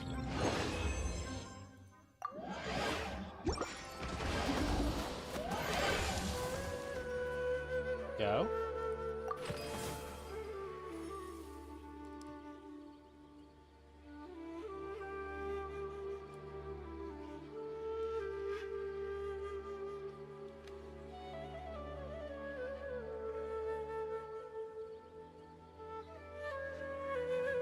These replicators.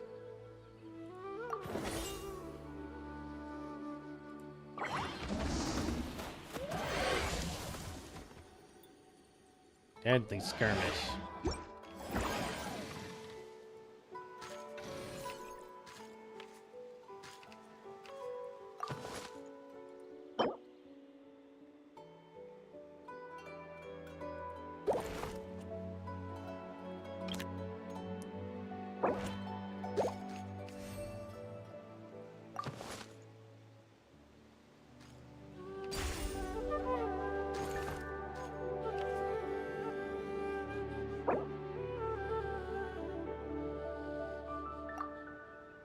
Too many pieces.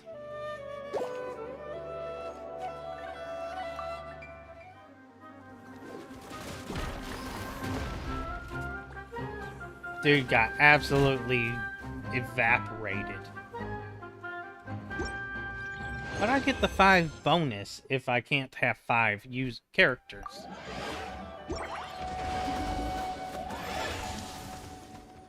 Okay.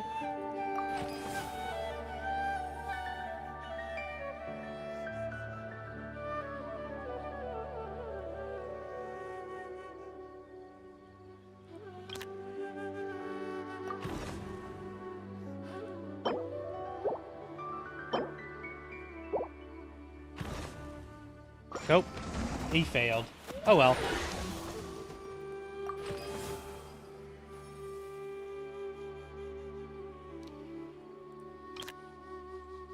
Ooh, you can change the weather to wet.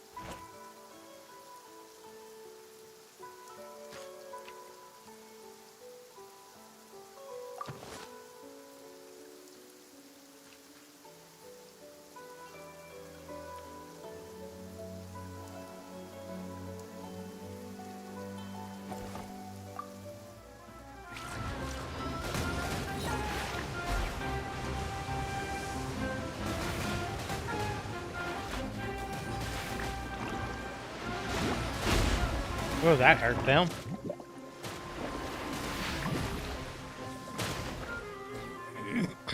But my durable little electro buddy handled it.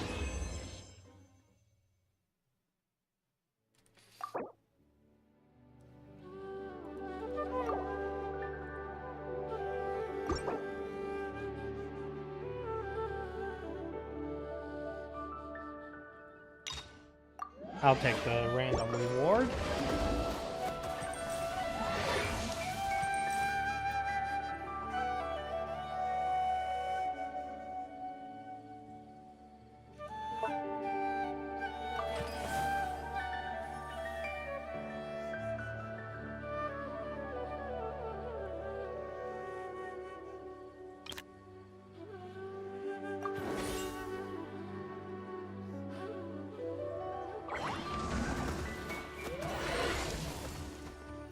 Now I have to protect those goods from these guys.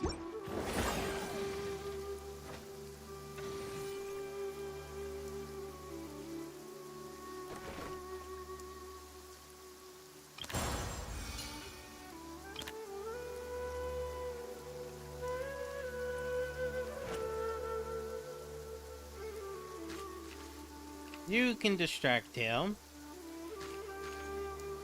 You can distract him. We're gonna start here and